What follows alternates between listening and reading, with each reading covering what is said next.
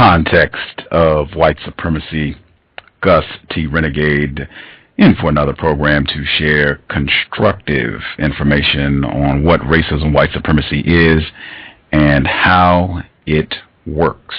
Thank you, everyone, for tuning into the broadcast.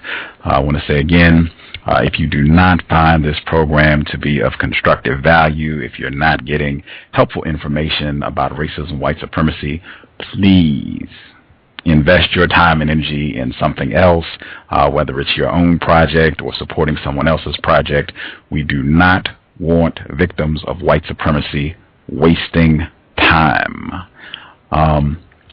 Today's broadcast guest for the program has been active combating racism, white supremacy for some time, even when myself, when I was much more confused about racism, white supremacy. I had not heard any of Mr. Fuller's lectures. I had not read Mr. Fuller's book.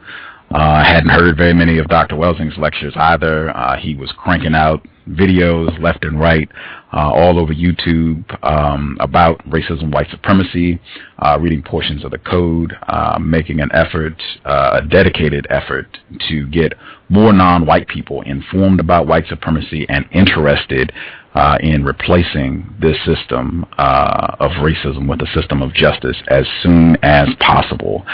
He has his own blog that he writes about racism, white supremacy. It's linked in the description for this program. If you're not listening at Blog Talk Radio, the address is www.counter-racismnow.com. Again, www.counter-racismnow.com. Real pleasure to have him on the program, seeing as I was looking at his work before I even really knew that much about white supremacy. Our guest for today's program, Dr. Khalif Muhammad, also known as SynQ. Dr. Muhammad, are you with us? Yes, sir, I'm here. Outstanding. Thank you so loud and clear, sir. Okay. Thank you so much for sharing some of your Sunday afternoon with us. I appreciate you sharing your time, and glad to have you with us, sir. For folks, if they have not been to the blog, if they haven't been to your YouTube page, the YouTube page is also linked in the description for the program. Just click SynQ, and that'll take you to the YouTube page. If you click Dr. Muhammad, that will take you to the blog. Okay, but for folks, if they have not checked out either of those sites, can you give them a little background information about who you are? Well, I'm just a victim of racism and the system of racism, white supremacy. Basically, I have 41 years of experience, of extensive knowledge of being a victim of racism. And I've attempted to, at a very early age, recognize the system of racism, white supremacy, but just did not have the words to describe it, which is why I like the code, because it gave me the words to describe what I was looking at an early age. And I recognized that it was my duty to attempt to fight this system. And I just look for various ways of doing it. I thought at first it was by joining different organizations, and trying to follow in the footsteps of people like Marcus Garvey, Elijah Muhammad, W.B. Du Bois, and Frederick Douglass, people like that.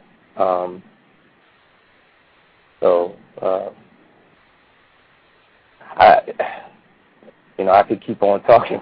You asked me, explain a little bit about myself. I could tend to run on. So, is that enough? Can you hear me, Gus? Gus? He's back.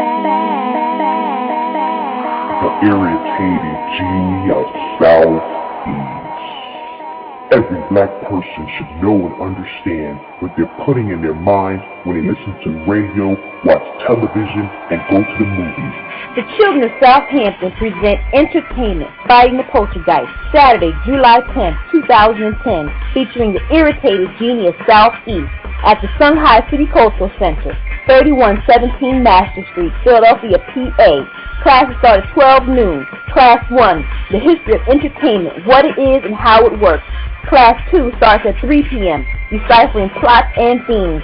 Class 3 starts at 6 p.m., The Matrix Made Easy, reading the true messages in what you see.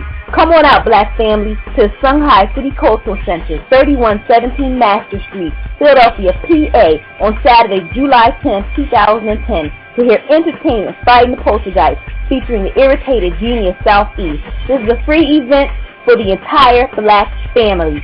For more information, contact 888-817-3235. That's 888-817-3235.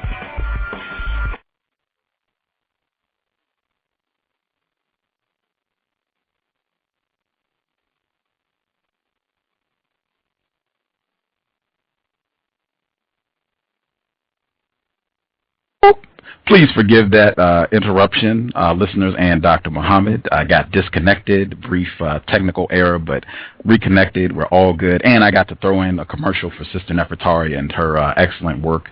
Irritated Genie, all of them have been guests on the program, so hopefully won't happen again. We should be good to go. Sorry about that, everyone, for the interruption. You're still with us, Dr. Muhammad?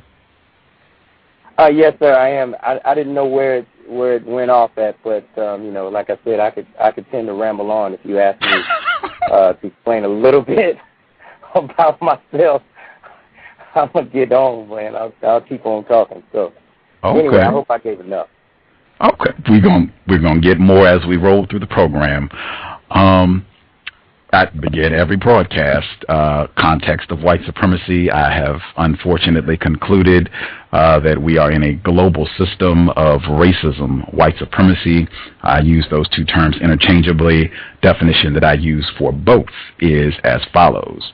A global system of people who classify themselves as white and are dedicated to abusing and or subjugating everyone in the known universe whom they classify as not white. Do you believe that such a system exists, and do you think that definition is accurate? I do believe that such a system exists. I have still not yet come to the complete conclusion that all white people are dedicated to dominate and subjugate non-white people, if that's what I heard correctly. That's interesting. That has come up before on the broadcast. The definition, I don't say that all white people are dedicated to abusing and subjugating non-white people, but I do say that the system of white supremacy is a system of people who classify themselves as white. That doesn't mean that every white person does so, but I do believe that the system of white supremacy is comprised of all of the individuals who make up the system of white supremacy. They all classify themselves as white. Does that make any difference, or does that clarify in any way? Yes, sir. Yes, sir, absolutely. I agree with that. Okay. Okie dokie. And for folks, I guess I have one of your videos posted with the description for the program. You are a black male, is that correct? Yes, sir, that is. Yeah. I'm classified as a black male. My skin is brown, so I don't see how I'm a black male. But but yes, sir. The racists say I'm black, so. I appreciate the distinction. That's important, very important, paying attention to details like that.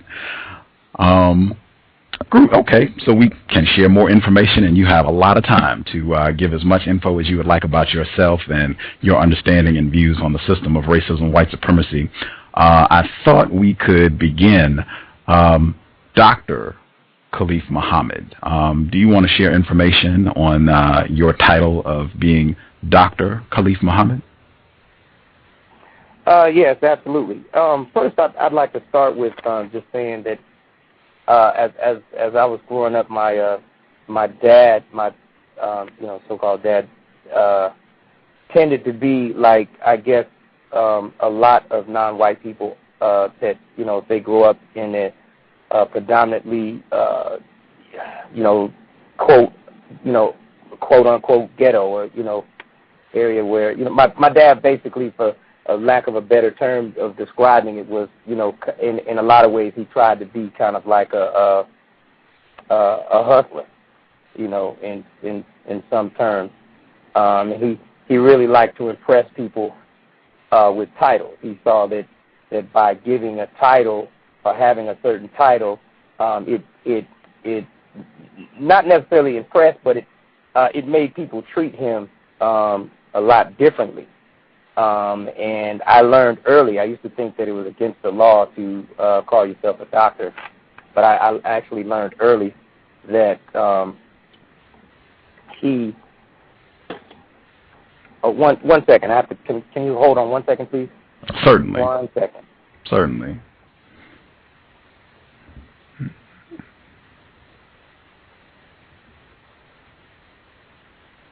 Again, context of white supremacy. Gus T Renegade, in with our guest, Dr. Khalif Muhammad, also known as SynQ. And again, all of his information is linked in the description for this program. You can click Dr. Khalif Muhammad. That will take you to his blog. You can click SynQ, and that will take you to his YouTube page, where he has just a litany of videos all focused on racism, white supremacy. And make sure that I let folks know we have 2 programs today. We will be back at this evening, 11 p.m. Eastern, 10 p.m. Central, and 8 p.m. Pacific.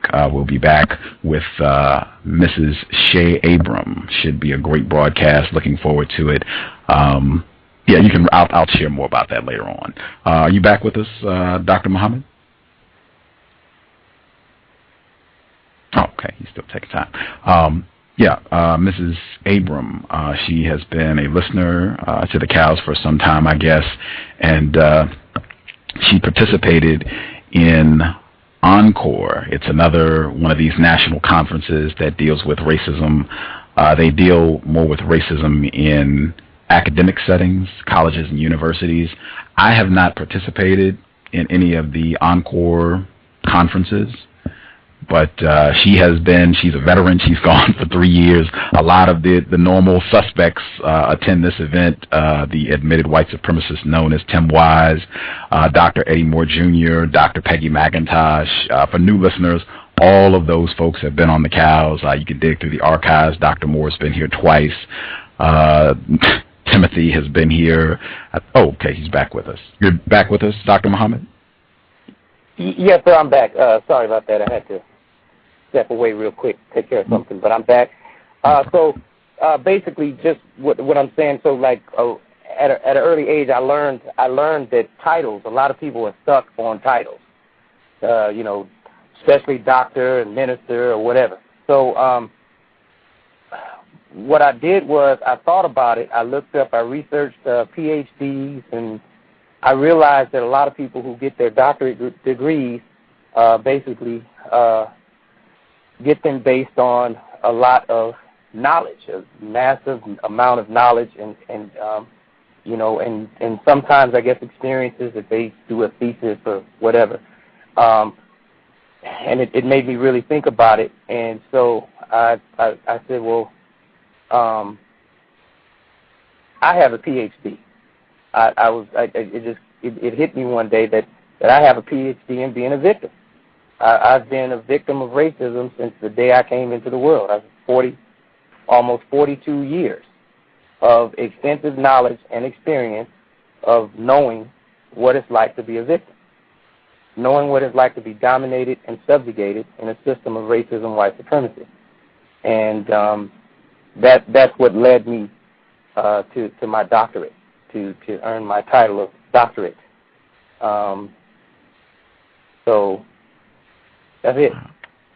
how do, I guess this will be two-pronged, do you use that title in your day-to-day contact with suspected white supremacists and or victims of white supremacy? And if so, how do they respond to you being Dr. Khalif Muhammad?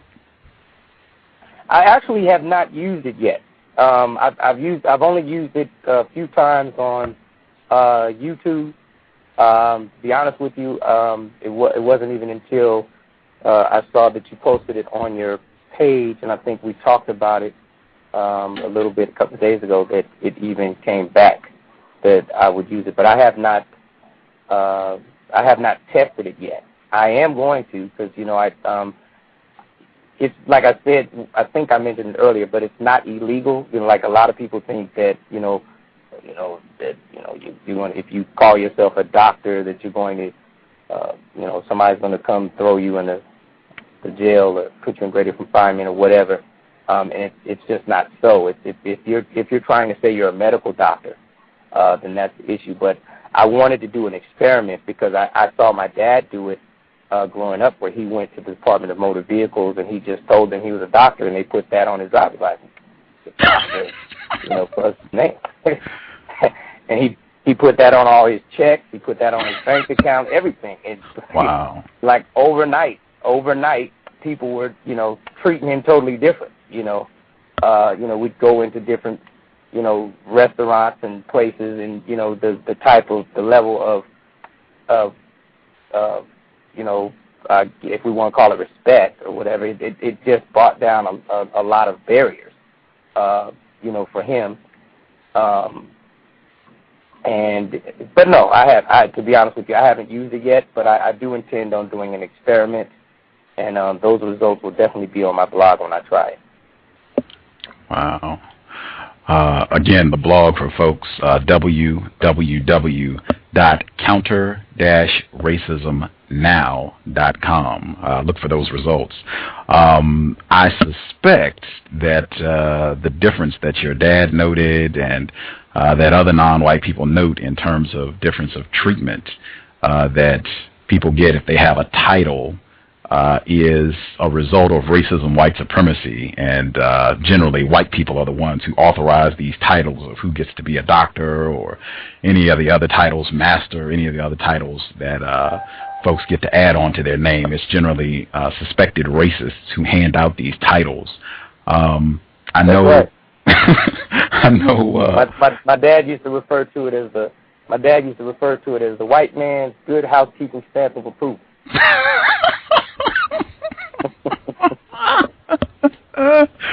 Wow. One admitted victim of white supremacy who does not have the white man's good housekeeping stamp of approval is Mr. Neely Fuller Jr., and he's pretty adamant about letting folks know that he is not a doctor.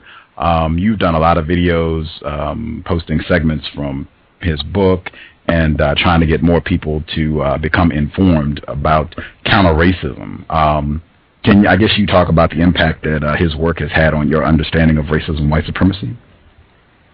Right.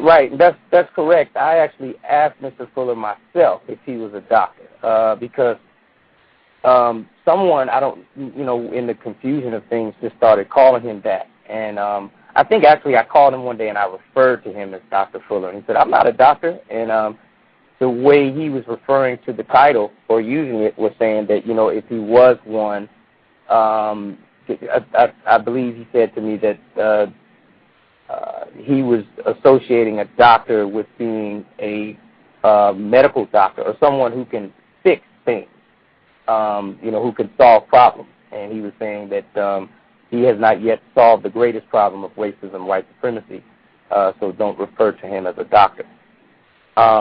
And so, with that, of course, we have, which is one of the beautiful things about the code, is that we have victims guaranteed qualification, which basically gives each one of us, based on our own knowledge and experiences of being a victim of racism, the qualification to say and do whatever we think is best or is constructive in accomplishing the goal of eliminating racism, white supremacy, as long as it's along the lines of revealing truth, promoting justice, and helping the person who needs the most help.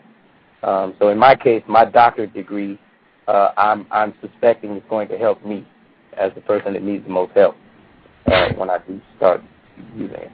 But when I discovered the code, so what happened was, I tell you, on my search of trying to eliminate, trying to work against the system of racism and white supremacy, I joined many different, black organizations. And when I was in college, I was a part of the African American Student Union, and we were so upset with how that thing was run. We basically restructured the whole thing and named it chaos. Called it the Kinetic Association of Students. Because we're in college and we're like, man, this is all set up by the white man. We're gonna rearrange it. We're gonna do this and do that. And we called ourselves, Kemetic, because at the time everybody was saying, well, the original name of Egypt was Kemet, and so we were trying to get in that. And we used to have these things where we would battle against each other. I mean, showing off is all it was showing off our knowledge of our history, the Egyptians built the pyramids 20,000 years ago. No, they built them 1 million years ago. Couperay, and we just come up with all of this stuff and just, it's almost like a rap contest, but we're throwing out historical knowledge. And at the time, I thought it was helping, but it really turned out to be nothing but a complete waste of time. Because all you do is debate, and you end up running around in circles like a dog chasing his tail, and the problem doesn't get solved, which is still racism, white supremacy. So I kept thinking in my mind that if I joined these different organizations, that would help. So I went from that one to the very first one was one that my dad had started, which was called SYMBA, and then we went from SYMBA to the Kemetic Association of Students, and I went from that to the Nation of Islam, and then I went from the Nation of Islam to the New Black Panther Party, from the New Black Panther Party to the National Alliance of Black Panthers. And when I got into the National Alliance of Black Panthers, some people kept saying, hey, man, you need to read the code. They were talking about Neely, Fuller, a little bit here and there. I had already heard of Dr. Welting in college, because the African-American psychology class that I took, our psychology, instructor was very big on Dr. Welting, and he used to play her lectures all the time. And we would think about ways. He'd have some of our assignments were geared towards thinking about how we functioned in the system, how it affected our minds psychologically. And he was, even though he wasn't telling us it was the code, he would come up with different codes for us to reveal the truth. Like he would always tell us, when somebody asks you how you're doing, you need to tell them the truth. You don't say fine, because you're not doing fine in a system of white supremacy, So we'd say, he would tell us to say, worse than some, better than most. And that helped me for a while. It got me through the day, when I'm going through problems, and helped me, to keep my attitude in check, because, when you sit down, if you sit down and you start thinking about the system and just how much it victimizes you on all different levels, if you don't handle it right, you can get angry. You can get angry and frustrated. And what he was trying to do was give us some kind of tools that we could use to keep us from getting angry and getting emotional about it, because that's not how you're going to attack this. You can't attack this or work on this with emotion of like that, anger. You got to use your brain. You got to think. So hearing about Welting with him, and then going back to my house and telling my dad about her, he's like, oh yeah, I knew all about her, and he pulls out some information that he had on her, and I was like, wow, and so anyway, didn't really, never got her book or really looked into all of the details, because I think if I'd have looked into it back then, it would have led me to the code, since she mentions it in her work. And, you know, I just didn't know. I all that time, and myself and most of the people around me, we thought that it was Dr. Welsing. We thought it was all coming from her, you know. And so, you know, speed it up, about almost 20 years later, because that was 1987, we speeded up to like 2004 when I'm in the National Alliance of Black Panthers. One of them, you know, two guys in there, one of them owns a bookstore. Some of the listeners may be familiar with him. His name is Dr. Aline. He has a bookstore in North Carolina. Can't think of the city, but he does a lot of lectures and stuff. And Dr. Aline was telling me a little bit about Mr. Fuller. And he, you know, mentioned the 9 major areas of people activity, you know, and, you know, where he broke them down. I was like, this is interesting, you know. And then another individual who's from, you know, he's a friend of one of my dad's revolutionary friends or whatever back in the day, he tells me about the code. And this is all around the same time. We're talking about maybe in the same month period. I'm hearing people telling me, hey, you need to check out the code. You need to get the code. And so one day I just said, I'm going to go get it. And I went to Marcus Bookstore, which is in Oakland. They have 2 stores, Oakland and San Francisco. I went to the one in Oakland, and I asked the lady there if she had a book called The United Independent Participatory Code System Concept. She said, oh, yeah, that's Mr. Fuller. Yeah, look right over there. She showed me, and right next to his book was Dr. Welsing's book, so I grabbed both of them. I bought both of them at the same time. And, man, when I cracked it open, I was like, it was just way beyond what I thought it was going to do. You know, I was thinking it was just going to be like the same old, the same kind of usual stuff that I've read before, so to speak. But once I started reading it, the way it's designed, you know, the words, you know, united, independent, compensatory, code, system, concept, they're very precise in what they mean.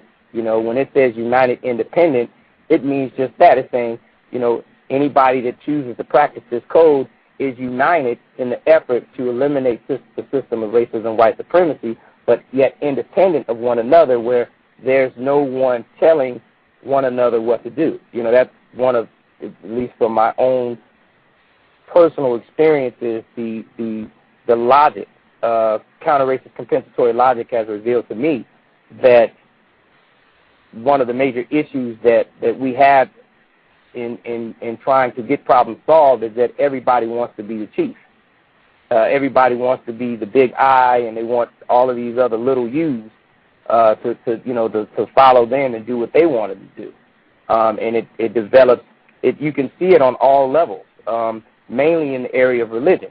There's a lot of churches who all claim to be Christians, but you got one church, Reverend Fishback's church, on 15th Street, and Reverend Chickenbone's church over on 16th Street, and the members of Reverend Chickenbone's church are against Reverend Fishback. You know what I'm saying? They because they're in different churches. They're all preaching the same thing, but it's like a division there. Because they're all wrapped up around the personality. Your line is distorting a little bit. I'm not sure. Say something again. Testing 1 2 2. Okay, we're all good now. Continue. I'm sorry for interrupting. Just wanted to clear that up. So, Reverend Fishbone is his congregation is upset. Please continue. Yeah. Well, so I'm saying that it's a division that I have noticed, and it's not just amongst so-called black people. It's with all non-white people on all levels. Growing up, I spent a lot of time with different groups of non-white people. A lot of Filipinos, a lot of Chinese, a lot of Japanese, a lot of Mexicans, a lot of different classifications of if you want to call them sub-classifications of non-white people. And I've observed in amongst all of them that this division, they'll have everyone tries to center. They try to center the solving of their problems around a personality instead of instead of keeping the problem solving to themselves. For example, I mean, it should be a focus of where all of us need to work together to solve the problem, as opposed to looking to one individual to do all of the problem solving, or looking to that individual to such a point to where you've lost your thinking. It's like, you leave it all up to them to decide, everything that you do, which can be described by some people as a cult. Right. And that's been a problem, like in the 70s, with the, I'm just going to call the Black Power movement the counter-racist movement to make it a lot more clear, for me when I'm speaking, even though they didn't call it that, but originally that's what, a lot of those organizations that came out in the 70s were attempting to do. At least they started off attempting to do that. It was racism. It was the effects of racism, white supremacy that that motivated them. It was like they came to try to form some type of resistance to the system. But the major problem was that a lot of them were divided. You had the Panthers had different chapters. Each one of them were against each other. Even in the nation, when I was an active member of the Nation of Islam, different mosques, different temples, even though everyone was under the guise of Minister Farrakhan, would still in some ways center around the personality of their temple. The local minister of that temple is who the people in that temple follow, as opposed to you follow what I'm saying? It's just like a problem all the way across the board with us in organizations, and that independent part really stood out to me, because that allowed me to say, well, here's. So I recognize my independence because of that, and then I can also recognize yours. I can recognize the next non-white person. We don't have to get into an argument or a dispute because, you think the best way to solve the problem is taking the high road, and I think the best way to solve the problem is taking the low road. The ultimate thing should be, I'd say, well, Gus, you go ahead. You think it's the high road, you take the high road. I think it's the low road, I'm going to take the low road. And as we're taking it, let's take notes and keep communicating with each other back and forth to see which one is the right way. But we just communicate. I discovered this. You know what I mean? Mm. That is real interesting, because what you described, I've looked at the videos on YouTube, and I know both of us have posted on thecode.net, and I know that accusation of being a member of a cult is thrown at a lot of individuals who have read Mr. Fuller's work, and they say, you are the term. I think the term they use is a Fullerite. You're a Fullerite. Have you had that term thrown at you? And how do you respond to that? Absolutely. Well, my best response is to tell the person. Well, I would ask the person first to explain to me what a Fullerite is. What does a Fullerite say and do that makes a person who's not a Fullerite any different? That I want them to describe to me exactly in detail what a Fullerite is and what a Fullerite is not, so that I can see it. Now, I have run into people who were, just without any kind of rationality or logic being applied to it, they would just say, you're a Fullerite. So then, I don't make a response to them. I just move on. But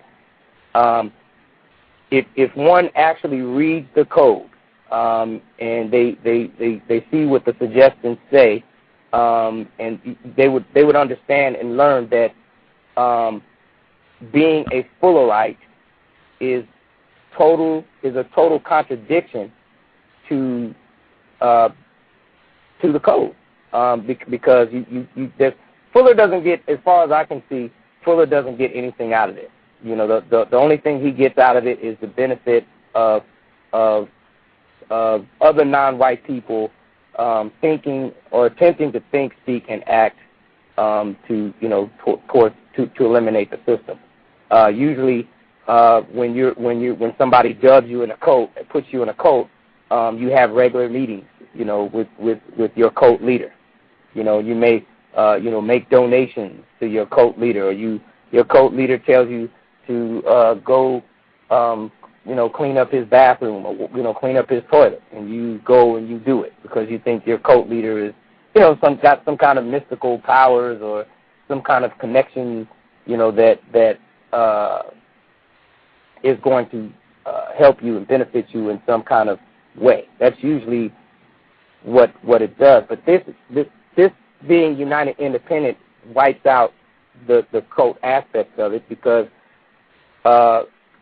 the so-called codified families, counter-racist families, we can have meetings if we want to, and Fuller doesn't even have to be in it. We don't have to discuss Fuller. We're not, passing no bucket around and saying, Fuller needs, his needs a pedicure, and we need to, put the money around so Fuller can have, nice feet when he goes out and, talks to the people or something. You know what I'm saying? Am I making sense? Yes, sir. Yes, sir. Okay, good. I just want to make sure that I'm not just babbling and running along with it. Not at all. Not at all. And I think that's real important, because I know a lot of other folks, in addition to yourself, a lot of other victims of white supremacy who have read Mr. Fuller's work or Dr. Welsing's work. They just can be attacked, and I have heard that term, and people saying, well, you all are just a cult, and I don't think in any way Mr. Fuller advocates that. I think he constantly says, think for yourself, question everything, question everyone. This is not a dictatorship. Anything that you don't agree with, kick it to the curb and, pick up something else. It's just about solving problems at the end of the day. Exactly. Exactly. And, oh, sorry. Oh, please, go ahead. I was going to say, too, questioning everything is one thing that I did. That's one thing I could really attribute to the code, because I did not question everything. I still have trouble, questioning everything. You know what I mean? But when you do question everything, like certain things that I had believed were true before I got the code book, when I started to question those things, I realized that those things were not true. And it really freed me. It really freed my mind from, because let's take the concept, the idea of race, for example. Before I read the code, I thought that I was a part of a race. I thought that I was black. Because I was born black, and I thought that I was black because biologically I had this DNA makeup that determined that I was a black person. When I started to question, though, what was a race and what was a race of people, I actually did the research. It's like I actually went and discovered and found out that the whole world, anybody that's believing in the concept of race that's not a part of the real race, which is, the race of white supremacists, the world presents the concept or the idea of race to us as though it is the truth. And I say the world, I'm speaking of the status quo, the racist white supremacists. They present that to you. So you're born into the world, and people say, you're a part of a race, and they keep telling you that, and you read all of this material and get all this information that associates you with being a part of a race, so you just kind of just take on the assumption that you're a race, that you're a part of a race, never questioning it, because it's just, it's just there when you get here. But through my own investigations, I found out, or came close to finding out, some of the white people who created the systems. For example, the color black. comes from a racial classification system that was created by a white guy by the name of Blumenbach back in the 16th century. He just decided to just take a look at the people of the planet and said, hey, all these people are divided up into 5 races, and he made 5 colors. He made white, yellow, brown, red, and black, and said this is the way it is.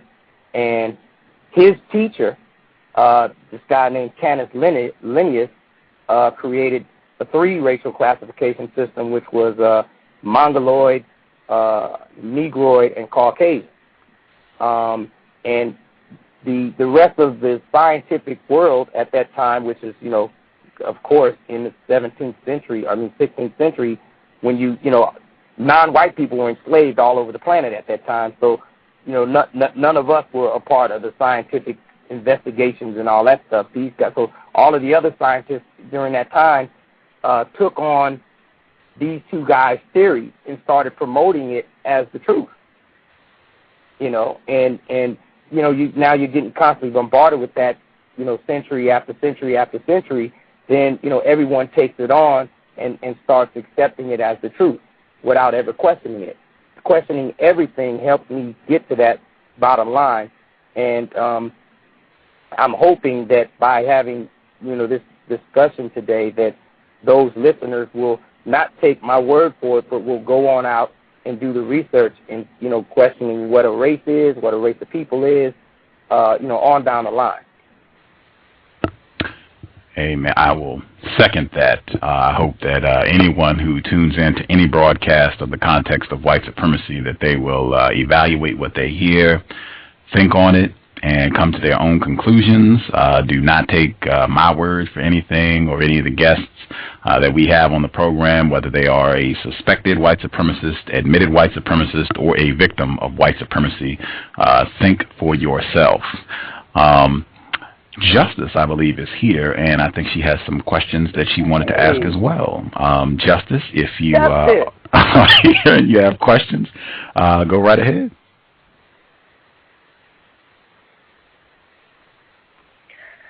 Hello. Thank you. How you doing? Doing great. Okay. What suggestions do you have about how to understand racism, white supremacy?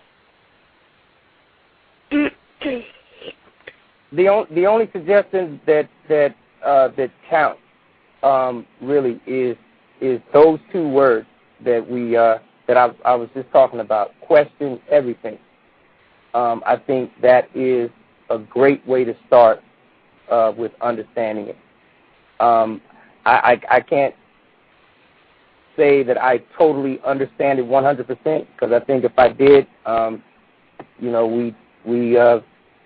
be presenting it, and this whole system would be done. We wouldn't be victims anymore. But that's the way to start understanding it. Did I answer your question?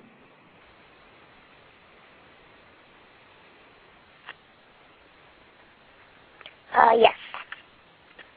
Okay. If a white person is trying to mistreat you or is mistreating you, what should you do or say when that happens or is happening? Well, whenever I recognize that I am being mistreated, because there are times that while I'm in the process of being mistreated, I don't realize that I've been mistreated until sometimes months.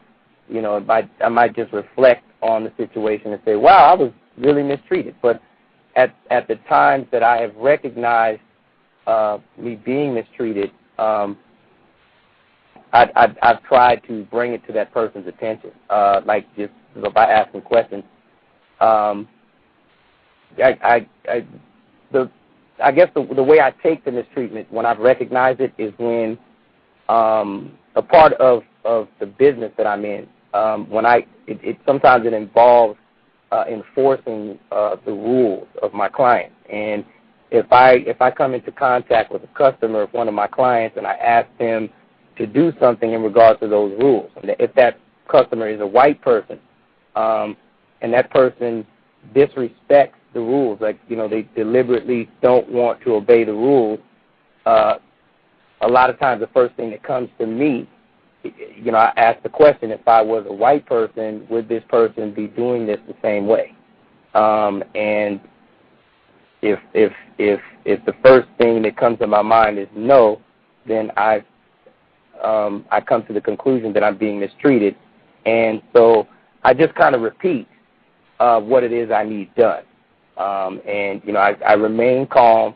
I don't get emotional because it has been from my observation that a lot of times when a non-white person in relationship to a white person feels that they're being mistreated on the basis of color, they immediately go into this emotional state where they're angry. And it has been my observation that that's usually the objective of the individual who's mistreating the non-white person, is to get them angry. When I discover that I'm being mistreated, I remain calm, and I will either ask more questions to get to the bottom line of trying to get that person to do whatever it is I need them to do. Usually that's when the mistreatment comes in. I've never discovered, realized, or noticed any mistreatment between any white person mistreating me on the basis of color, unless it was something I was trying to get done. Most of the time, if I'm trying to get something done, they want to put up an obstacle or a roadblock in front of what it is I'm trying to get done. And so I remain calm, and I ask questions, enough questions, and try to be precise and specific with each word in my question to get that person to do whatever it is I need them to do. And then if I still see that there's resistance, depending on the value of what it is I need done, I'll decide either not to deal with it, or I will ask that person to let me speak to someone else. In the instance where I was saying that I was trying to get the white person to follow these rules, what I did was I brought him to another white person. I brought him to my to the client, who was the owner of the place that I was protecting. And I told him, I said, sir, basically I was asking him to leave the property because the place was closed, and he would not leave. He was refusing to leave. And so he tried to tell me that this guy, the owner, was a friend of his and all this stuff. So I just took him right on over to the owner, to the white person. And I said, if this guy, if he says that you can stay here, then you can stay. If he says you can't stay here, then you have to go. And the guy got more mad. He got real super angry with me. And I just remained calm. I said, once again, if he says you can stay here, you can stay. And the owner didn't, which was very interesting, didn't say a word. He didn't say one thing. The guy got into his car angry and drove off, and then the owner came up to me and just told me that I handled it well. But I was expecting him to, put in a few words to, get this guy to see what I was doing. But it was an interesting thing because it was two white people, and the white person who had the power to say leave never said anything. He left it all on me. But I usually try to get another person involved. If that person does not give me what I need, I try to get another white person involved and see if I can get them to bring me what I need. I know that was a lot of words, buckets and buckets of words. I hope that I answered your question, though. Thank you. What should you do or say when you see a non-white person getting mistreated by a white person?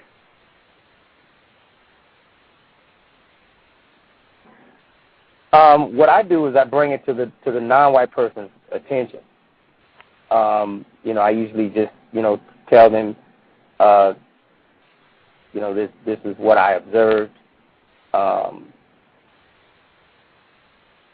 haven't really encountered too many situations like that to really speak on it. But there's I'm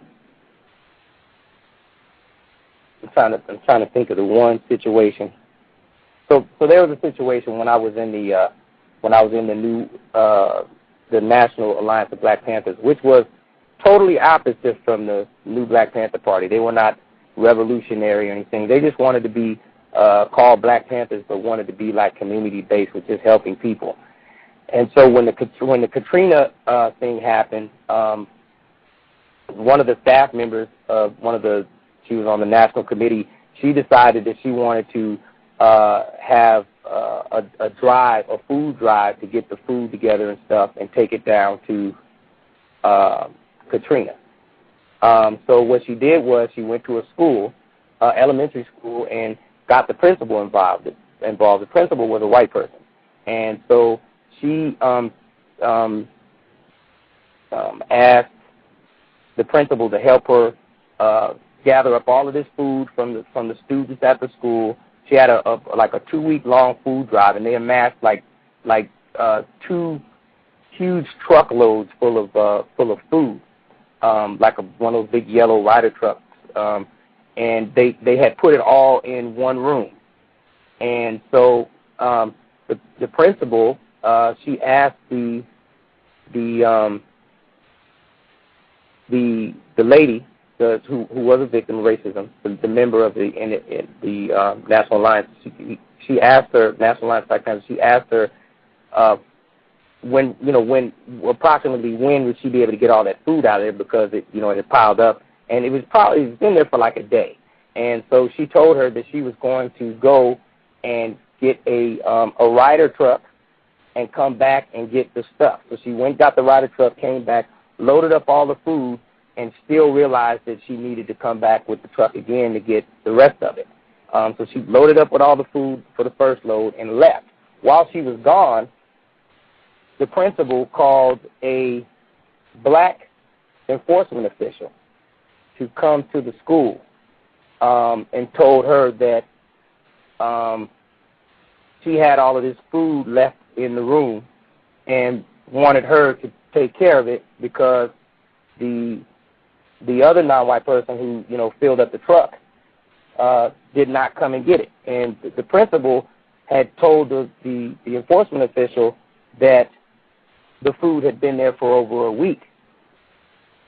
So the enforcement official went and got her superior advisors to get her a truck, and she came and got the rest of it. So when the first person that had the truck came back to get the stuff, it was all gone. And the principal told her, she left out the fact that she called the enforcement official, the non-white enforcement official, to come get the food.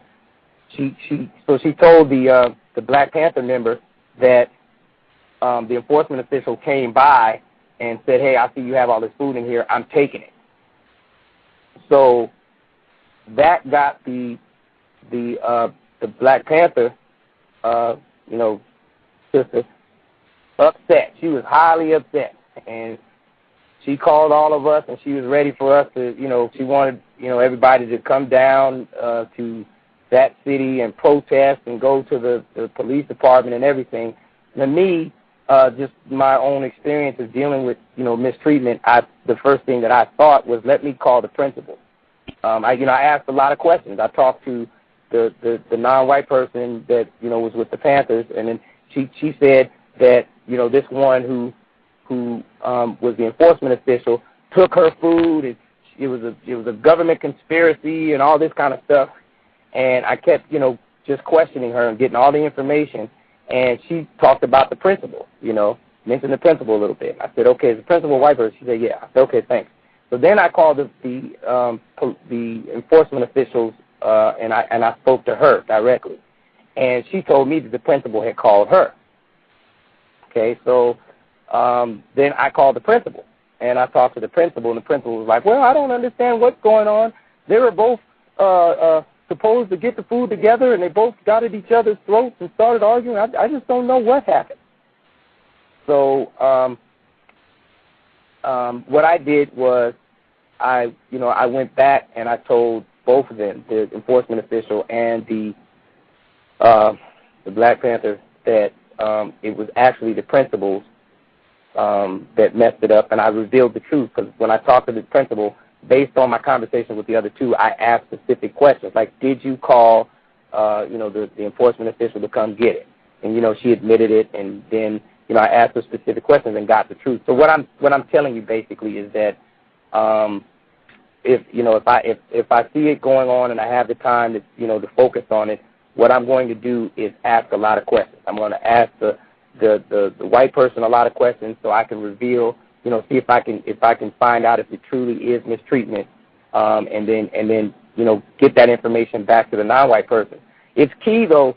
The key thing though is the non-white person has to recognize that they're being mistreated. Otherwise, if I bring it to their attention, if I go to them and I say, hey, this white person over here is mistreating you on the basis of your skin color, because of the tremendous amount of worship that we have been convinced to do, it's wrapped around just associated with the color, with that word, not the color, but with the word white. There could be some difficulty, because I've had plenty of arguments with non-white people when I've tried to point out to them that they were being mistreated. So a lot of times you have to just say a few things to see if they're receptive to it. If they're receptive to it, then you get down to the nitty-gritty and say, look, this person is mistreating you. Here's how, and here's what you should be doing to try to stop the mistreatment. But if there's going to be some resistance, then you got to step back. You can't get involved in it, because if it becomes an argument where you're trying to ram it down that victim of racism's throat to let them know that they're being mistreated, and they can't see it, if it becomes an argument, then you are cooperating with the system instead of resisting it, because then it becomes, like a dog chasing his tail. We're going around in circles back and forth. Yeah, you are being mistreated. No, I'm not. Yeah, you are. No, you're not. You know what I mean? That's more buckets of words, Justice. I hope that I, explain that, though. Wow. Go ahead, Gus. Justice. Everybody still awake? Awake and being victimized, unfortunately. Justice and Gus T Renegade, Context of White Supremacy, our guest, Dr. Khalif Muhammad, also known as SynQ. One of the big things you touched on there, non-white people, victims of white supremacy, being confused, and sometimes being confused to the point that they are not even aware of when they are being mistreated. And that becomes a huge obstacle to even having a conversation to try to stop their mistreatment. And one of the ways that I see this play out is, unfortunately, when a non-white person is sexually involved with a suspected white supremacist. You shared that when you were a little bit more confused about racism and white supremacy, spent some time belly warming. Can you share a bit of that the experience and your confusion with our listeners? Yes. I have to say that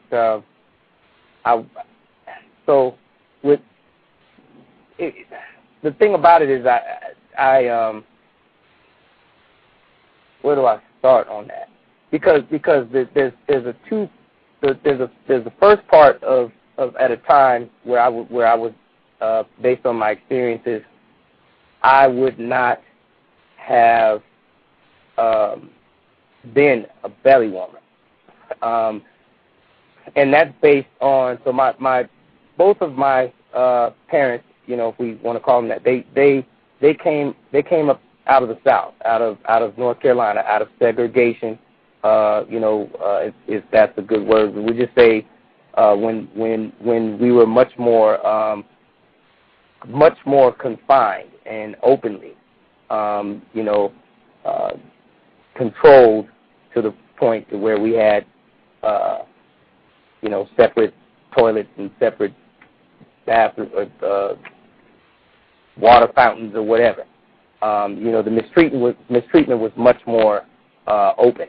I don't want to call it segregation because that's a confusing term. But during those days, my black males were much more apt. If we reflect on, if any of our listeners know about Emmett Till, the main reason for Emmett Till, he was actually the same age as my father at the time, which was 15 years old when he was murdered because he basically looked at a white woman, had direct contact with her and asked her out, asked her if she would want to go out on a date with him. And it was a joke, though. He when he did it, he was with a group of his family members and friends, and they were standing in front of a store, and she was in there behind the counter, and all of them thought she was attractive, and talked about it and said, "Hey, man, we dare you to go in there," because Emmett Till was from Chicago, and I guess there, according to the story, he was telling his friends that he was very well with the females, and with getting them to go out with him or whatever. And so it was like a dare. So he went in there and did it, and that led to his murder. Long story of all of the events that led up to that, but that led to his murder, and that put a tremendous fear in my father when he was 15, because it was around the same time. They were the same age, as a matter of fact, like I said, when it happened. And a lot of that was going on. A lot of black males are being lynched or hung or what have you for, even, if I remember correctly, they used to have a term to describe it. They called it reckless eyeballing. If you looked at a white male or white female directly. But anyway, speeding up to my teenage years, my dad and my mother were very fearful, even though we were on the West Coast, and it's supposed to be very liberal environment, free, everybody sleeps with everybody or whatever. They were always apprehensive about me having that kind of a relationship with a white female, because they felt that it was going to be an issue. It was going to be, I might lose my existence behind it, and they put that in me. And then at the same time, growing up and being in elementary school associated with them, I did want to, there were some white females that I were attracted to, that I was kind of, trying to talk to or whatever, I guess. And the way they rejected me, because I was black, kind of helped me form this decision that, I don't want to deal with them. It even went to an extreme. I could take that back, because I remember a little, when I was about 8 years old, there was a white girl that I kind of, liked, and she kind of liked me or whatever, and she invited me over to her house for dinner. And I went over there, and when her dad met me, we sat down at the table, and he had a whole lot of questions, and I could tell that he was trying to prove to his daughter that I was not the right person. And I remember he asked me if I came from a 2-parent family, and I said yes. And then he asked me what my dad did, and my dad at the time was not, he wasn't getting paid for any labor that he did. So I lied and said he was an attorney, and that got the guy. He was he just turned red. He was upset. They, still let me eat my dinner, but the atmosphere was very awkward. So, I left, and then It seems like it because I was small. I mean, it could have been months later, but it seems like it was within a couple of weeks after that they moved. So I remember going over there to see her. Knocked on the door, and she had left a note on the door for me. They had moved, but there was a note on the door, telling me that she was sorry, and they had moved to. I think they moved to a city out called Fairfield or something. Anyway, those things. Fairfield, that's funny. Yeah, those things made me think.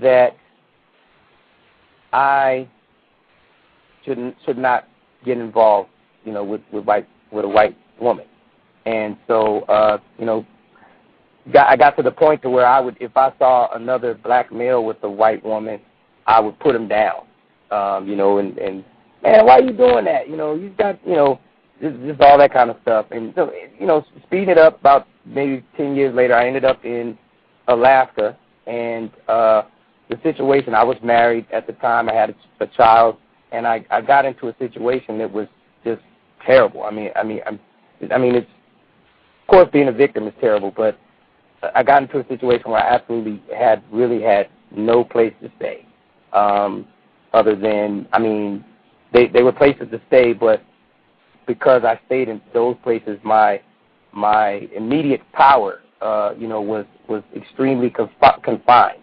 There was a shelter I stayed in. I had like 6 bags of luggage, and every morning, so at nighttime, you'd go in there. They had a room you could put your luggage in, but they only had so many mats, and you had to be there by before 6 o'clock because there'd be so many people in there. So they have just as an example, you might have 300 mats, but maybe 100 mats, but you got like 300 people trying to stay in there, and it was kind of like a first come, first served basis. And the mats were on the floor; they were dirty. The whole place smelled like feet. It was really, really bad condition to be in, and they'd make you be out every morning, and you had to be out every morning. So in the morning I had to be out with my luggage, my 6 bags of luggage, and carry this around or find some place to hang out and wait, until I could go back to the shelter again.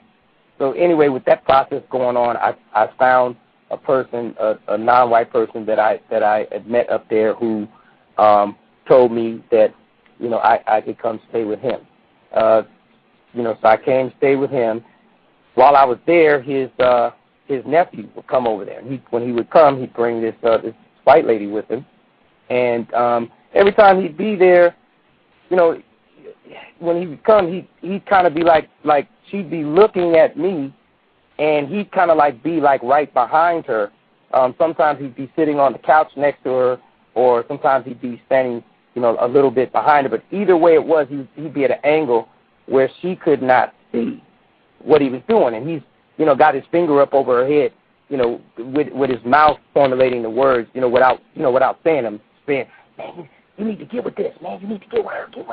Come on, man, you need to get with her. And, I'd ignore it. I'd act like I wasn't even seeing what he was saying, because that was the last thing on my mind. I'm trying to, figure out how to solve my problem. I'm not trying to think about getting with a female, let alone, my state of mind, a white female. It just was not, so anyway, I'm up there, I'm coming out of the, at that time, I considered myself to still be an active member of the Nation of Islam, but there was no temple up there or anything, or a place that I could go to, so it was just pretty much left up to me to do what I can. And one night he was doing that, and showing me her, get with her, and I kind of ignored him, so he just got up and walked over to me. He's like, "Come here, man, let me talk to you." So we went into it was a small apartment, so we went into the bathroom. When we were in the bathroom, he said, "Man, you you need to get with her, man. You need to get with her, man. She, you know what white women will do, man? They'll pay for this. They'll buy your clothes. Anytime you need money for them, they do this.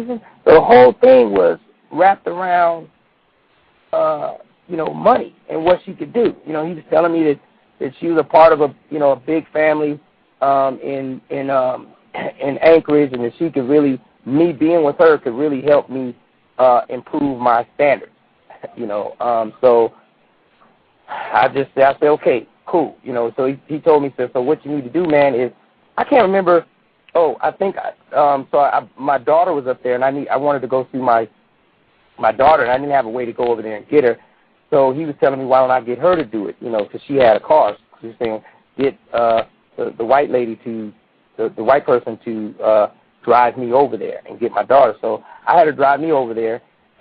She dropped me off. Before she dropped me off, I just asked her for my phone number, for her phone number, and then she gave it to me, and I spent time with my daughter for the rest of that night where she was staying at. But the next day or what have you, I gave her a call, and from that moment on, the whole thing began, where she was come and get me and take me out to dinner, take me to the movies, go to the mall. She, I could tell her different things that I wanted, and she'd buy it for me.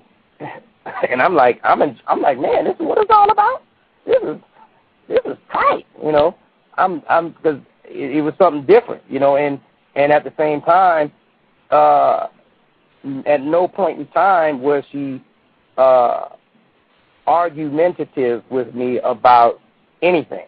At that time, I was in a so-called marriage, and the lady that I was married to, she was living up there, but she didn't let me stay there. She'd rather have me stay in a shelter than stay with her while she was trying to figure out if she wanted to be divorced or not. I'll go, whatever. So with all of that going on, and then seeming like every time I talked to her, we were always arguing about the wind blowing, something silly. It was just ridiculous.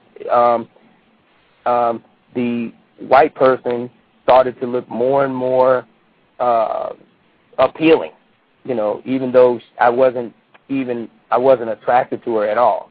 But what I noticed was that she did have a control, and that control was more of a one that had to do with the power and the money and things that was associated with her. It's like I noticed that at any time that if I really did not want to do things the way she wanted them done, that I could be back out on the street, and so, but she was very calm, very subtle, and the thing that the more I started being with her, all of the things that I started, like I'm reflecting now, of course, on it, but all of the things that were associated with a white person that I had learned, and these are things that don't necessarily have to be the truth, but it's information, because I spent a lot of time growing up in front of the TV set. I watch TV, and I think it's a common practice for most non-white people to put their children in front of the TV set. We're constantly bombarded with information, and the majority of that information that you're seeing in that TV is promoting that white is right, and anything else is not. And so during that period of time when I was growing up, all of the white women that were thrust in my face was, like the Bionic Woman and Wonder Woman and, all of these different, Jessica Hahn and Goldie, whatever, I can't think of her name is, can't think of that lady's name. No, Goldie Hawn. Goldie Hawn, Jessica Lange, Sophia Loren, Shirley Temple, all those different ones that I used to be bombarded with growing up. You didn't see any, black females on television unless they were, playing somebody's mammy or something. It wasn't, they just didn't, the whole message was that, the white woman is the better woman, is a better female. So when I was with her, all of that was wrapped up in that. It's like, but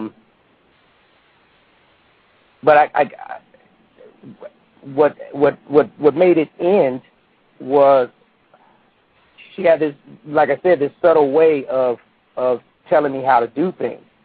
And so I can remember when she was trying to get me so I was working at Walmart, and the place that she worked at was like a cell phone place, and she was really trying to get me this job at the cell phone place.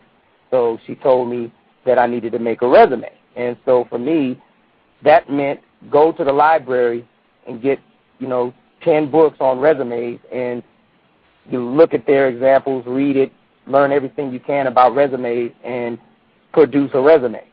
I went to the library, got about 10 books on resumes, looked at the examples, and I produced a resume based on, the words. Like a resume would tell you what words to use, what words not to use, to be real precise in what you're trying to present when somebody looks at your resume. Put a whole lot of time into that thing and gave it to her so she could take it to her job and turn it in for me, which was my first mistake. I wasn't thinking. I should have turned it in myself. But she came back and said, well, on my lunch break, I was looking at your resume, and I see all of these mistakes on here. And she started crossing stuff out and changed. She had, edited the whole resume and turned stuff around and brought it back to me and told me to redo it and do it the way she done it. So I got upset, and, I started questioning her. I was like, well, where's your resume experience? Where did you get, where did you get your information from? Why did And she's like, oh, I just know. This is the way you have to do it. And it just tremendous. It was just anytime I was with her, if we were with other white people, whatever, I felt more like I was her pet than a person, an actual person, and it got to the point to where I got my own place. I got into college. University of Alaska had a dorm there, and we kind of still saw each other, but the only time we saw each other was for sex. That was it. She would call me up. I would, she'd pick me up, or if I had my car, I didn't have a car in the beginning, but, she'd pick me up. We'd go to the movies, go eat, go to the movies, go back to her place, have sex, and then she dropped me off, and it just got to be that same thing over and over again. And in the middle of that, I met another white woman up there who I ended up doing the same thing. And so now I'm going to the movies and going out to dinner with one time, and then a couple of hours later I'm going out with the other one, and it got to be really tiresome. It's like all I could do was do those things with them and go to work. I couldn't do nothing else. I was just really, sleepy, just very tired, fatigued, and I didn't have any time to focus on my schoolwork. It just got really, really ridiculous. But when I look back on it in retrospect, at the time I wasn't looking at it this way, but I look back on it in retrospect, and that's all I was. I was just there for them to, sleep with. I also recognized two other things that I recognize in retrospect is both of those white women were women that white males did not want. When they used to talk to me about that a lot, that they didn't like being rejected by white males. And I look back on it in reflection. At the time when it was going on, it didn't click to me. But when I look back on it, I think that the only reasons behind them wanting to be with me was because they could not be with the white male. And I another time when I was at one of my jobs there, I was working, and there was a white female that I worked with there, a white woman that I worked with there, and she told me, she said, hey, Khalif, the reason why I like black males so much, well, she said black men. She said the reason why I like black men so much is because they don't have a lot of what's the word I'm looking for? I can't remember the word she used, but she was saying basically they weren't picky. They didn't have a lot of black men did not have a lot of discretion, with or rules to go by when it came to dealing with the white woman. It's like they just took them, and then that made me think about when I look back at some other times when I stayed in California before I got involved in some of the stuff I'm telling you about, when we would go to these events where, like a Kwanzaa event or at Marcus Bookstore, they used to have these big meetings and stuff. I went to Marcus Bookstore for a meeting. Like they'd have these, authors, black authors come there and talk or whatever. But there would always be one black male coming in there with a white woman on his arm. And everyone would look at the white woman, all the black folks, be whispering. They look at him, and then everybody be whispering amongst each other, kind of cracking jokes and saying, man, he had to not only did he come in with a white woman, but he had to come in with the most ugliest looking white woman. How come he couldn't come in with one that looked somewhat attractive, And it would got to be the point to where you'd hear that a lot. When you see that, you'd always see a black male with a white woman that just did not look that good. Can you hold on 1 second, please? Yes, sir. Yes, sir. Context of white supremacy, justice, and Gus T Renegade, our guest, Dr. Khalif Muhammad, also known as SynQ. You can check his blog. It is linked right in the description at Blog Talk Radio. If you are not listening via Blog Talk Radio, the address is www.counter-racismnow.com. One more time, www.counter-racismnow.com, and his YouTube page where he has over 100 videos all on racism, white supremacy. His YouTube page, just go to YouTube and you can put in SynQ, SYNQ, and it'll pop up, and you can check out his videos. One of them is linked in the description for this program, Love, Truth, and Liberation, live North Carolina. Thank you for tuning in. Love you, love you, love you. And we'll be back. We have 2 shows today. Are you back with us, Doctor? I'm back. Okay, right on. Yeah, I'm back, sir. But anyway, it just seemed like it. Looking back on it, even with the decision that I made to be a belly warmer, it was based on everything that was associated with white, and that had to do with power and money. It's like, and she was not. Neither one of them were that attractive, but it's like it appears to be the main reason that, at least from my own observation, that a lot of black males are with white women is because of them thinking. I know what it was. So I wanted to say that in the beginning. So when I was with them, when I was with the first one, all the while I was thinking that I was being the deceiver, like I was the one that was doing, like she don't know that I'm just with her because of the money, and the power, the things that she could do, because she did have an influential family in Anchorage, but.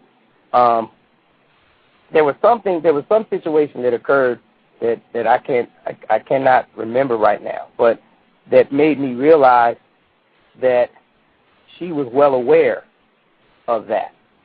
She was well aware of the fact that she was, paying me, paying the money and stuff all the time.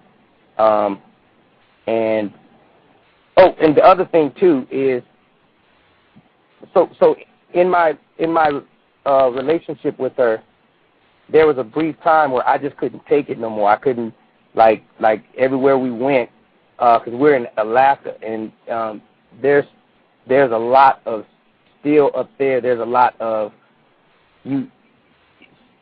so for me, I think I look at two methods of racism, white supremacy, and I see one method as being a liberal method, and that liberal racist white supremacist would be the type of thinking that they would have would be one where they would make a victim more comfortable in being in the system. They try to make racism more comfortable. So that might be the one who may, encourage me to be with a white woman because they want me to, be more comfortable, and they're telling me that this is this is a comfortable thing. But then you have the conservative one that is saying, don't be with any. We don't want you to be with any. And they're not making it comfortable. They're just, coming flat out and saying, we don't like you associating with our women. So, and the atmosphere up there was more like that. And I think she actually got a kick out of going to places where the thinking was more conservative. Like she was like using me as a slap in people's faces to say, yeah, look, this is what I'm doing, and see who I'm with. And for me, with the way my folks brought me up, all I kept imagining, sometimes I actually did have dreams where, she might turn up dead or something, and the first person they want to blame is me. And I imagined, people, coming after me or whatever because I'm with her. It's just a whole lot of stuff, a whole lot of fear wrapped up in that was wrapped up in being with her, and I couldn't deal with it. And so I broke up with her for about 3 months. In that 3 months' time, she ended up with another belly warmer, and she ended up with a child. She had a child by him, or got pregnant by him. She didn't have a child in 3 months, but she got pregnant by him. And so we started associating with each other, and I noticed that our relationship changed a lot. So, and she used to talk a lot about having a black child. And so I came to the conclusion that was another reason why she was with me, was that she probably wanted that, wanted to have a black child. But, once she got one, our relationship started to change too. And that was when she started to get, that the resume thing and stuff happened after she was pregnant with the black child. And so, let me say non-white child. Anyway, I left, got out of that thing, came back to California, and, in retrospect, just looked at it. It's just not a good thing. It is. Oh, let me tell you about the confusion. Because there was so much confusion that was going on. I can remember when I was just really just looking at, I was saying, well, maybe there is no more, maybe there isn't any more racism. I was, getting to the point to where I thought I was losing, like everything that I had learned. I was starting to go again. I wish I could put my finger on one of the detailed things, but there was a lot of thoughts that I had that once I started associating with her, I changed. All of a sudden I wanted to, we partied a lot. We used to go out and, entertain. She really was big on going to clubs and all that kind of stuff. And I had thought that I had come to a point where I had gotten rid of all that stuff. I wasn't doing that anymore. And I got, to the point where I just enjoyed it. I didn't really want to do anything else but, not really improve myself to solve my problems. I wanted to depend on her to do it. So, okay, I'm babbling. I'm done. Not babbling at all. I found that very interesting. I had a whole lot of thoughts. Wow. Do you want to finish anything, or are you good ending right there? With that segment right there, sir. Okay. I want to hit the phone line because we have a full switchboard, so I want to give folks opportunity to ask questions. The phone line is full, so you can't call in. If you have questions, you can shoot me a message if you have a question and you really want to chat, and I'll take questions that way. But We do have one phone line open. We do have one phone line open now. So if you want to call in, the number is 347-215-6071. Again, 347-215-6071. Before I go to the phone lines, Justice, do you have any questions you would like to ask Dr. Muhammad, a.k.a. SynQ? Have you seen non-white people protect white people? And if you have, what did you learn from that? Yes, I've seen non-white people protect white people. In fact, I've done it on plenty of occasions myself. And being in the system of racism, white supremacy, we are forced to have to depend on the system to continue our existence. I mean, from everything, and being in those situations where it's the way to get paid. Protecting the type of business that I'm involved in. I protect everyone. Non-white people, white people. I may have even protected some racist white supremacists, and just did not get into that kind of detailed discussion. But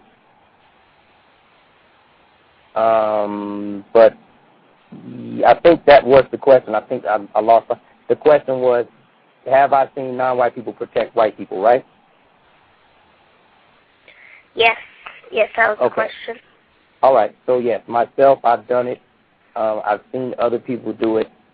And I don't, to be honest with you, I don't see anything against it because it's the way the system is. And so we want to, at least from my own experience, my own opinion, not to look at if anyone is thinking that. We don't want to look at white people as though they are our enemies.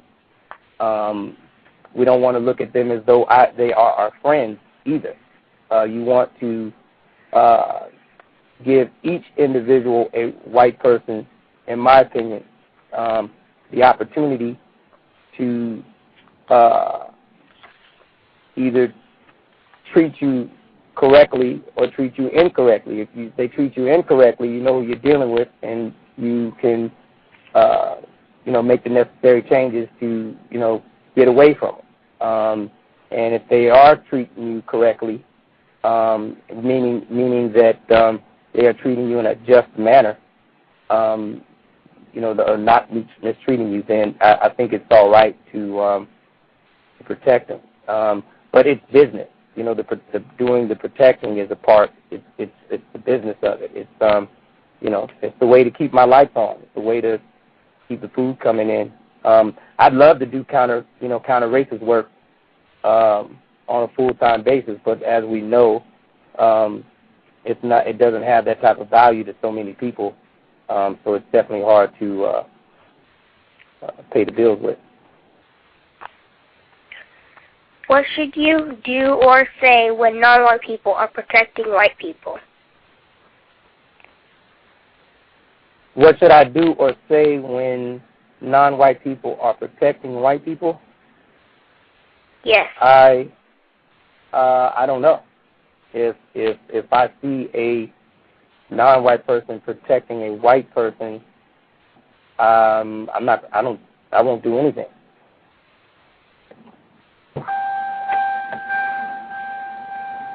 If they're protecting them because that person.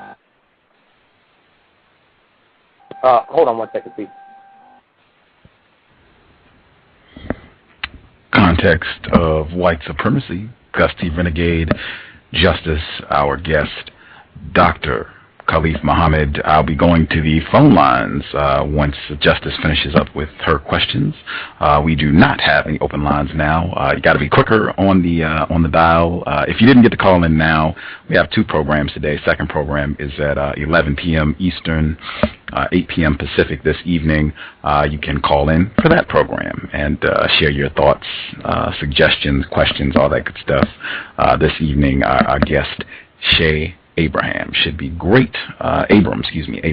Looking forward to that broadcast as well. I guess I'll also take this time, since the last broadcast, when Mr. SynQ and one of the other callers asked about why the cows is ending August 5th, 2010, and I shared that I said way back in December that I need a MacBook Pro with a carrying case to go forward with the broadcast, and if I don't get it, I'm ending the broadcast in August 5th to be exact, because it's just too challenging not having resources.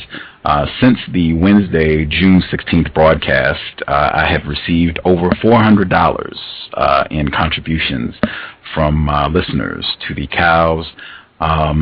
Quite stunning.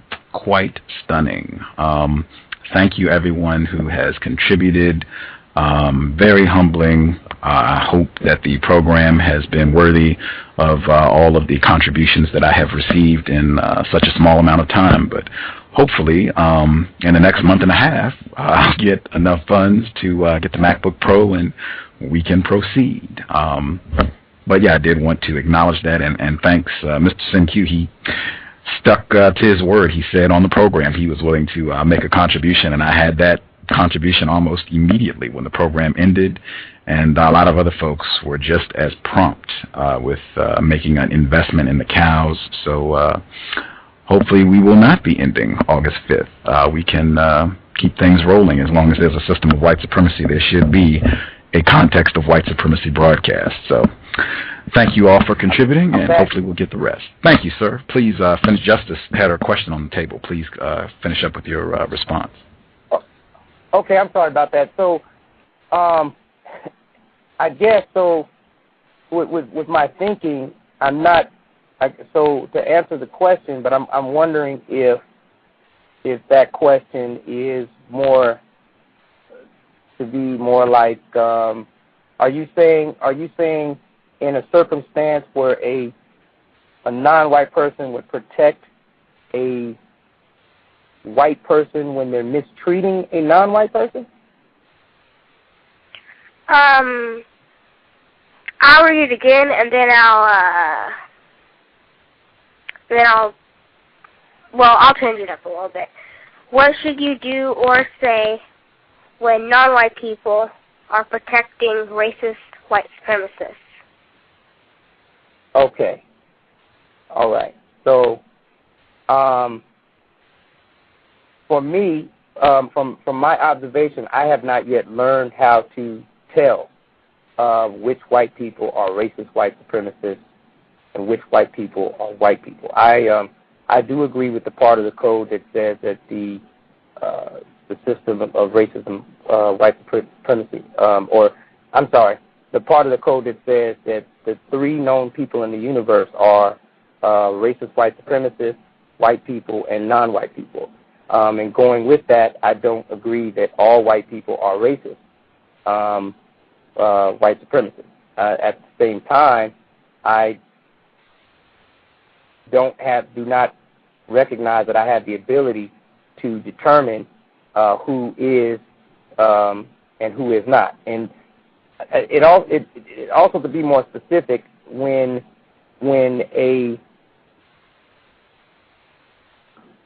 from my perspective of the logic, a person who's a non-white person who is being mistreated by a non-white person is only being mistreated at the time that they're receiving that mistreatment, and at that time from that individual white person who's doing the mistreatment, which means that the white person could stop. They could stop the mistreatment like as soon after they've done the mistreatment. If I'm in a situation where I see a non-white person protecting a racist suspect or suspected racist from mistreating a non-white person, I would try to bring it to the non-white person who is being victimized at that moment. I try to bring it to their attention. I don't know if I would so much say anything to the one who's doing the protecting. because the one who's doing the protecting, it may be they may be just doing their job. You know what I'm saying? That's a real tough one, because I guess what I'm doing really is speculating. I've never actually encountered a situation where I've had to deal with a non-white person protecting a racist suspect from mistreating a non-white person. So let's just erase it and say I don't know, instead of me trying to talk out the side of my neck. Justice, I apologize. That's okay. If non-white people are arguing, what should you say or do to stop that? I would recommend. I probably would not. I probably would wait till after the argument is over. I mean, it really just depends. I mean, I have been involved in situations where non-white people have started arguing, and I've seen it lead to violence. I can think of one particular incident that I witnessed when I was 12, where a non-white person actually murdered another non-white person in front of me.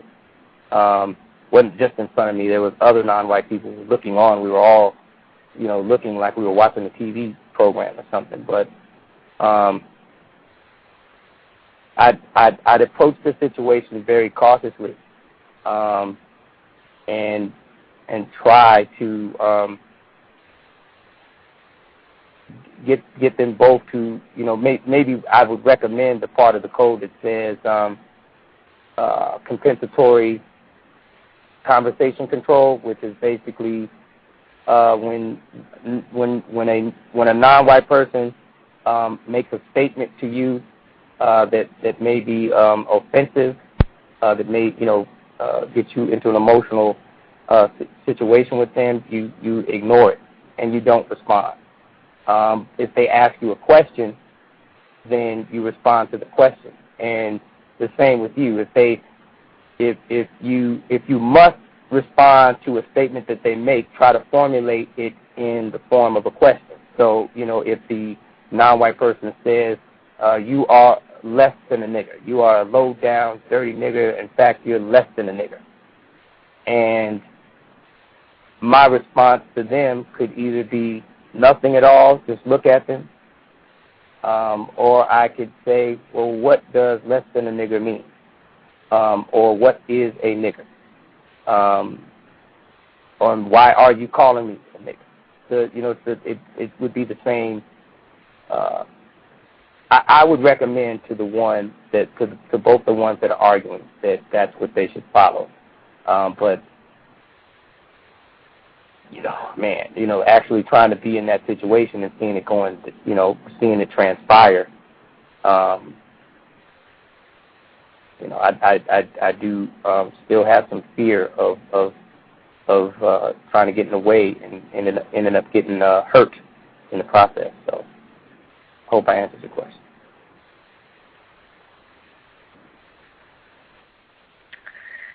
If you are in a tragic arrangement with a white person, racist white supremacist, who is practicing white supremacy, what should you say or do to prevent that mistreatment? If I'm in a what kind of arrangement? A tragic arrangement. Oh, got it.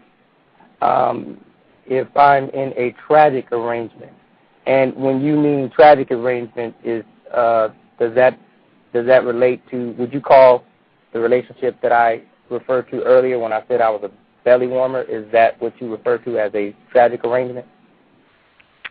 Dating. Say that again, Justice. What I mean by tragic arrangement, dating. Okay, got it. All right. I just want to make sure that I heard that correctly. So I have to ask you now to repeat the whole question, because when you said tragic arrangement, I was stuck on trying to figure that out and didn't hear the rest. Okay.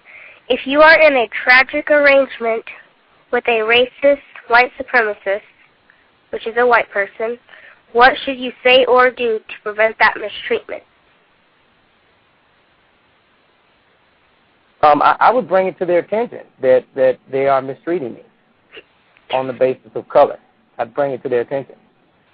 Now that I know what I know, that's what I would state that to them. Might as well. You always got to. When it comes to the code, I think that you really should put it out in the open. It appears to me that one of the reasons why this thing is still going the way it's going, and when I say thing, the system, is because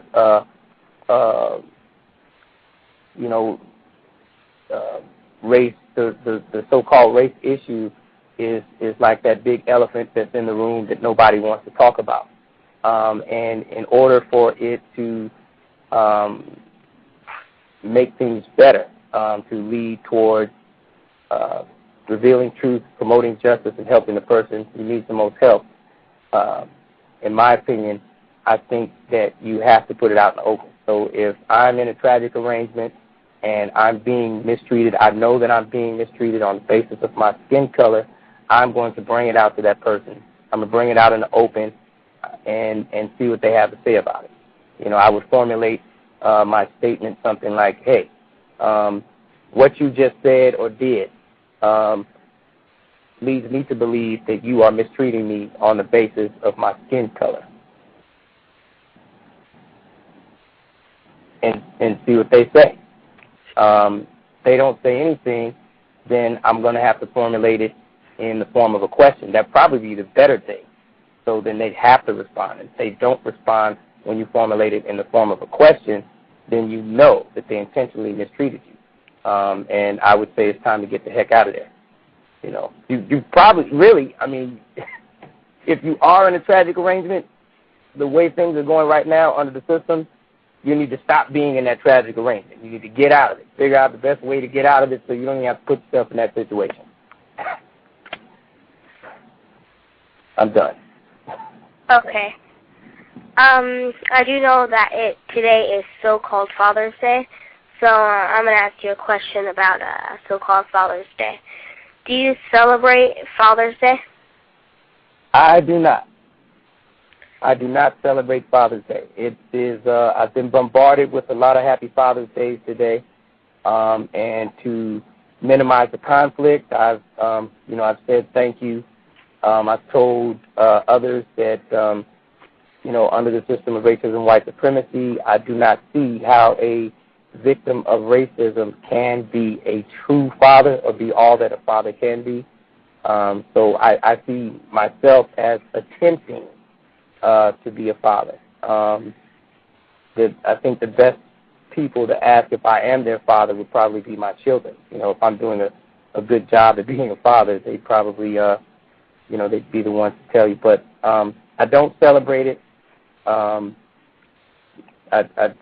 think that by making it just one day, that it distracts and it takes away the attention that needs to be focused on the responsibility that one should have for their offspring. As a black male, I believe in having total responsibility for taking care of my offspring the best way that I can. And it's a work in progress. I don't believe that I will be a father until I know that I can do that 100%. As a father is a person who can protect their children, and I just don't have that ability. I don't have the ability to protect. Some things I could protect them from, but the reality is if enforcement officials kicked in my door, came in and it could have been a mistake. They could come into my home and my kick in my door and think that I'm somebody that robbed the bank that lived two houses down the street that gave them the wrong address. And they come in and by accident shoot my child. I have no way to protect them from that. I've seen countless stories of victims of racism who have lost their children. In fact, I think Gus mentioned it, but I haven't. I'm still not familiar with the story, the details of the story, but I understand that there was a a young black female who was punched by an enforcement official. And, I think things still are left to be seen as how that person could have been protected from the punch. If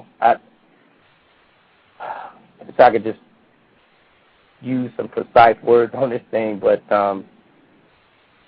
I do not agree with Father's Day, and I do not agree that I'm a father. It's a work in progress. So just as you're asking some very good questions, very, very constructive questions. Thank you. That'll be all for now. We will hit the phone lines. Quite a few folks called in. One line open if you would like to call in to get a question asked. Not doing statement. We don't ever really do statements, but certainly not doing statements. Questions. You have a question for Dr. Khalif Muhammad. Last four digits 4462. 4462. If you have a question for Dr. Muhammad, your line is open. Can I be heard? Loud and clear, sir. This is Black Murgatroyd from thecode.net. Oh, right on. Seen a lot of your posts, sir. Glad you could call in. Hey, Black Murgatroyd. Yes, hi, thank you. How you doing, sir? I guess one question I thought I would ask, probably yes or no answer. Are you aware that a lot of non-white males nowadays have sex with white women for the purpose of using them as sexual toilets? I am aware. Yeah. Huh? It's like the opposite of what white males do to non-white females. Okay, so can you, purposes of just so I'm not confused, can you?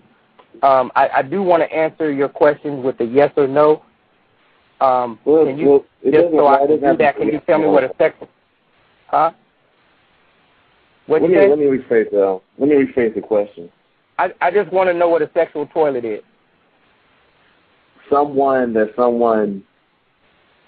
degrades for the purpose of sexual gratification by humiliating them or, that sort of thing. Got it. Okay. Yes. I am aware that there are a lot of so to answer your question, no. I could see how a lot of black males would think that they're using white women as sexual toilets, but I don't agree that that's what they're doing. They may think that they are, but from my own observations and experiences, it's actually the other way around. And it's actually the other way around. The belly warmer, the black male is the sexual toilet, so to speak. They're the one that's being humiliated and abused because you have to, in a system. So do you agree that we're in a system of racism, white supremacy? I do agree. Okay. So when you think about the words white supremacy and what that means, that means, that we're saying that white is supreme. That the system, is constantly bombarding us to believe that on, day in and day out, that white is better. And so if we're constantly being bombarded that way, and I'm saying this has been on an ongoing basis to where our parents believed it, our grandparents believed it, great-great-grandparents believed it, all the way down for generations behind us. And I say parents, in the sense of so-called because, once again, it's, for us as the terrible condition that we're in, we're still learning, how to, be parents, and it's more of a trial and error thing for us as opposed to the actual parents, which are, the white man and the white woman, in my opinion. But with all of that, with the religion of white supremacy and holding up that white people are all of this. When the black male gets into a relationship with a white woman, all of that is there. So you even if you think that and they have a tendency. So the system has a tendency for whenever you associate the black male with the white woman, that it's like King Kong, and and the white woman. It's like a beast, a sexual beast with the white woman. So when a black male is in that kind of situation, that is what he's expected to be. If he is, what do you call? You said humiliating her sexually, which I don't see how you can humiliate someone sexually if they I know we got Justice on the phone, so but kinky stuff. People are some people are into that kind of stuff. You're with them. If they're accepting that kind of stuff in a sexual type of way, I think it's something that they want. So the black male may come off saying, "Oh yeah, I humiliated her. I did this to her. I did that to her." But if she ain't complaining about it, because all she got to do is she don't like what's going on. All she got to do is pick up the phone, and call daddy, uncle, whoever, enforcement officials, and it's gonna be all over for him. Don't you agree? I agree, because I was in a situation like that, something like this. So that's one of the reasons why I asked, because it seems like that aspect of sex with white people is not discussed enough amongst counter-racists, that a lot of people are confused and think, and I'm not sure if I'm not confused about it still, that when they do this, that they think that they're actually having some sort of power that they really don't have. You understand what I'm saying? Absolutely. And it's the same thing in the relationship that I was in. I thought that I had the power. I never got to those circumstances. I never got into a situation where I had that, I was trying to humiliate her or anything like that, but I did think that I was the power. The whole time I thought I was, taking money from her and getting over on her, and the whole time she had plenty of money to give. So, I wasn't doing anything. You follow what I'm saying? I need folks to be cooperative. If I can make a request, because a lot of folks called in, and BTR has a tendency to shut the switchboard down, so I'm going to open the lines up for the people that called in so I can take calls, but I need you to be cooperative. I will go down the list so that everybody can get their question in. I'll call out the last 4 digits so that you can ask your question of Dr. Muhammad, but I need you to keep the background noise down because a lot of people called in. It would be helpful if you could mute your phone until I call the number out. That would be best to preserve the quality of the broadcast. Thank you. So if you called in, your line is open. Now just go down the line and get numbers out. Person who called in, last 4 digits, 0406. Your line is open. If you have a question for Dr. Muhammad, a.k.a. SynQ, your line is open. Go right ahead.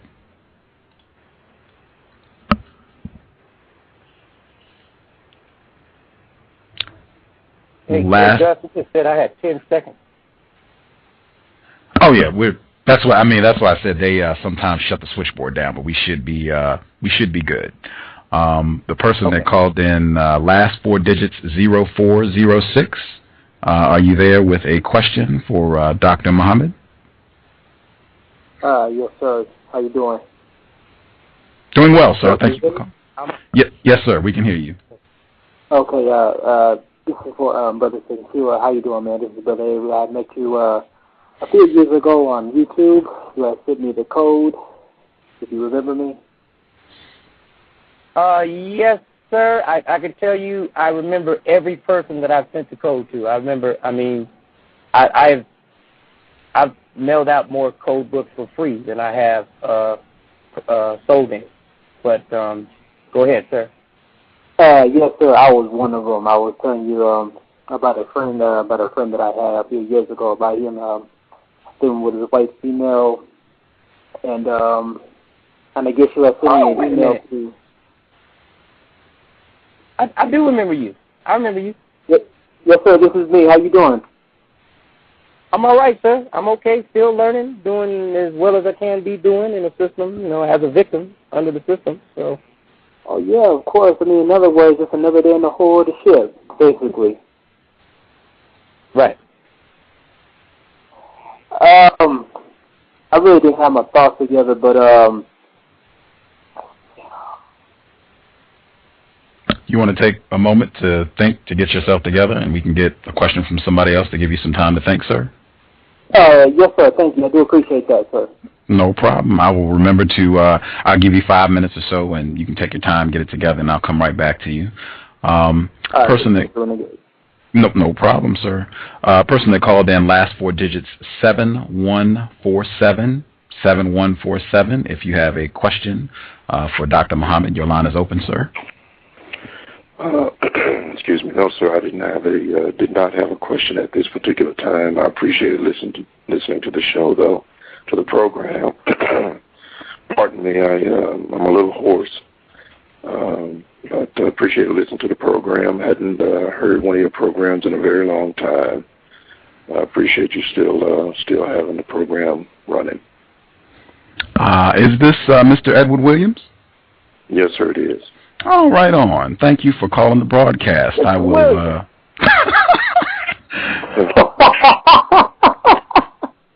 Oh, wow. That's what I'm talking about.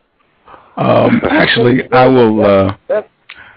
If everyone can give me 5 seconds to cooperate, I will make sure to plug the Counter Racism Radio Network. I'll get his commercial in really quick, and then we can resume with the broadcast. Just be 90 seconds, so hang tight, and we'll be right back on the other side of the commercial, context of white supremacy. Is racism hurting you? On issues of race, are you unable to speak, think, and act with clarity and confidence? Are you tired of laughing when nothing is funny, smiling when you are not happy, agreeing when you really disagree?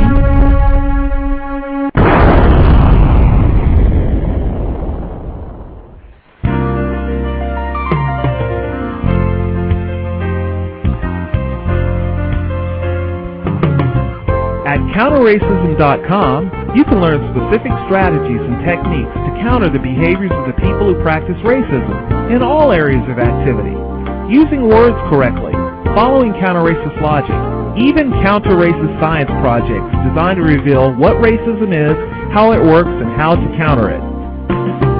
The open-source code writing format allows you to pick and choose from a variety of counter-racist suggestions so you can produce the code that works for you. Stop by counterracism.com today and help replace racism with justice. That's counter-racism.com. Right on. Glad to have you on the line, Mr. Williams. Did you have and forgot to get somebody? Well, one manager thought he was calling the person, and the other manager thought he was calling the person. Nobody ended up calling the person. So.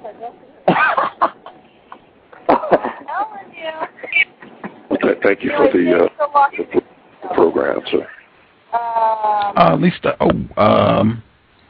I can hear somebody in the background. I don't know who that is. We could keep the background noise down. That would be very much appreciated. Yeah, no problem, Mr. Williams. I try to promote the Counter-Racism Network as often as possible on the show to redirect folks there so they can get more information. Are you doing all right? You said you're a little hoarse. Are you okay? As well as can be expected, sir. Yes, sir. Wow. Did you have a question for Dr. Muhammad, a.k.a. SynQ? Oh, no, sir, not at this time. Just enjoying listening to the program.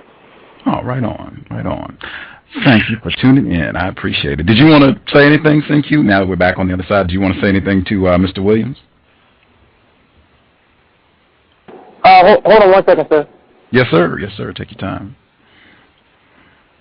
Yeah, for folks who are listening in, Counter-Racism Radio Network. excellent resource. Lots of presentations from Mr. Fuller, Dr. Welsing. This program is rebroadcast there. Cree, her program is rebroadcast there. Yeah, check it out, counter-racism.com. They have counter-racist film reviews as well. Excellent resource. Yeah, did you have anything you wanted to share? If you didn't have a question, anything you wanted to share, Mr. Williams? Oh, no, sir, not at this time. Don't want to take away from the program as you have it laid out today. It's very informative. I'll be up the Counter-Racism Radio Network this week, so I've been a little lax on the website and the radio, but that's going to pick up drastically here in the next few months. Oh, okay. We will be looking out for it. Again, counter-racism.com. That'll be something to look out for. I hope folks check it out. Lots of good content there. I can say I used to spend a lot of time listening to that network before my broadcast was even up and rolling, and I think quite a few other folks can say the same, that they spent a lot of time there. Let me see. Somebody else called in. Let's see why I'm waiting. The person they called in was... back. Sorry about that. Okay. No problem. Mr. SynQ, did you have anything you wanted to address directly to Mr. Williams since he's with us on the line? Man, there's so much I've been wanting to say to Mr. Williams. I just... Hold on, maybe we should take this. I'm just glad that he's on the show. Take it where? Yeah, I'm kind of that way too. When I heard SynQ was gonna be online, I kind of had my thoughts together myself. So I'm just kind of speechless myself. But that's like I am enjoying the show. Keep it rolling. Let's do it. Okay. So yeah. All right. Well, I'm ready for any questions. We'll talk, Mr. Williams. I don't want to say I'm awed, because I think that's the wrong term to say, but I really like the work that Mr. Williams is doing, and I hope that everyone actually listens when they hear that commercial, that commercial drives them to counterracism.com, because there's a lot of constructive information there. The experiment, I'm still looking forward to attempting to put try some of those experiments when I get more time. But a lot of the stuff that's on there does work. So thank you, Mr. Williams, for what you're doing. Yes, sir. Thank you. I'm going to go back on mute now. I'm sure there are plenty of other people that have questions for you, Dr. Muhammad. Thanks again, Gus. Okay, sir. Thank you. Surprise call in, Mr. Edward Williams. The person that called in with a blocked number, if you have a question for Dr. Muhammad, your line is open. Go right ahead. Hello? Oh, yes, sir. We can hear you loud and clear, Mr. 909. Dr. Muhammad, can you hear me? Hello? I can hear you. Yes, sir. I can hear you. Oh, okay. Yes, sir. I can hear you. Okay. I wanted to ask you, thank you for coming on the show and telling some of your history and experiences. And I want to ask you, as somebody that followed, was a part of different organizations, could you speak on the importance of Neely Fuller and the Code Book, the significance of that work?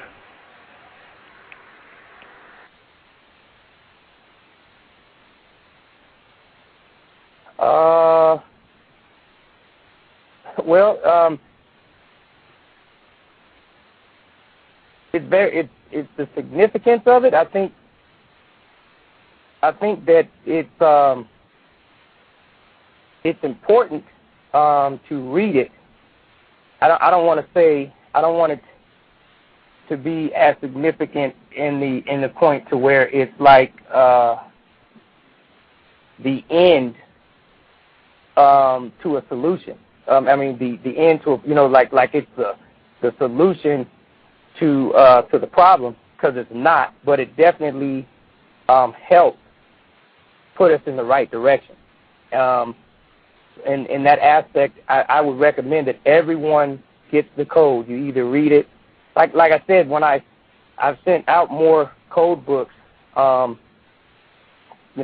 free than I have, selling any, and it's that important that we get that information in our hands, because it helps you to formulate a different way of thinking. But it's a way of thinking that's supposed to be your natural way of thinking. The logic that you have, or the way you think, and how you come to a logical conclusion to the problem that you're attempting to solve, is supposed to be something that we're born with. But I think that the status quo attempts to use a lot of deception and violence, or the threat of violence, to keep us from using that logic. And so the code, if you read it, it will definitely help you get the wheels turning in your mind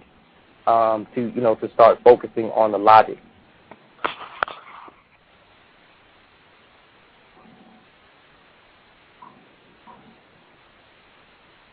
That's how significant it is.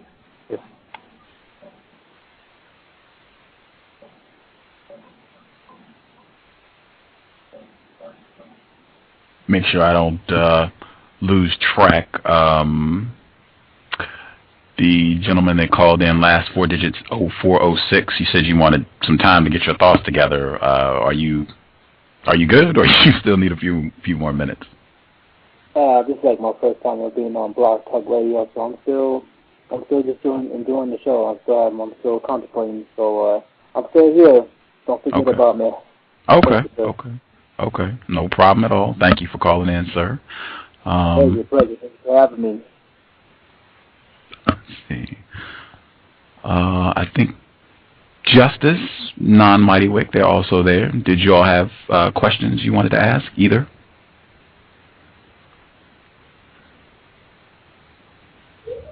No, sir. Thank you. Just listening to the broadcast right now. Finding it very constructive. Thanks for coming on, SynQ. You're welcome, sir. Thank you for having me. Mainly thanks to you, Gus, for putting me on, but thanks. We didn't get a chance to talk about Tim Y. That's what I was thinking. I was going to take up this dead space and ask you to share, because you said, and he said, the exact word was mesmerized by the admitted white supremacist known as Tim Wise. If you could share about that while we're waiting for folks to get their question, that would be fantastic. Okay, so yes, I was out here on the West Coast, and I think just before I get to Tim Wise, I think that it's a good suggestion that if you have access to the internet, that you try to listen to as many of the different talk radio shows that are out there. And so what I tend to do is listen to a hold on one second, please. No problem. I can plug while we're waiting. If you have not heard Tim Wise on this broadcast, he's been here, I believe, 5 times. And we just confirmed he will be back on July 11th. July 11th at 7:30 p.m. Eastern, 6:30 p.m. Central, 4:30 p.m. Pacific. And I said from jump, I don't really care, computer or no. We are going hard until August 5th. This is how hard July is already rolling. Dr. Mwalimu K. Baruti will be here on July 8th, 3rd trip. July 9th, next day, Irritated Genie will be here, 3rd trip. Tim Wise will be here 2 days later. That is his 6th trip, Context of White Supremacy, That's just 3 of the shows. July is already filling up a lot. As I said, computer or no, we're going to be very active until August 5th. This week is going to be very active. We have a show every day this week except for Wednesday. We have another show today. We'll be back tomorrow.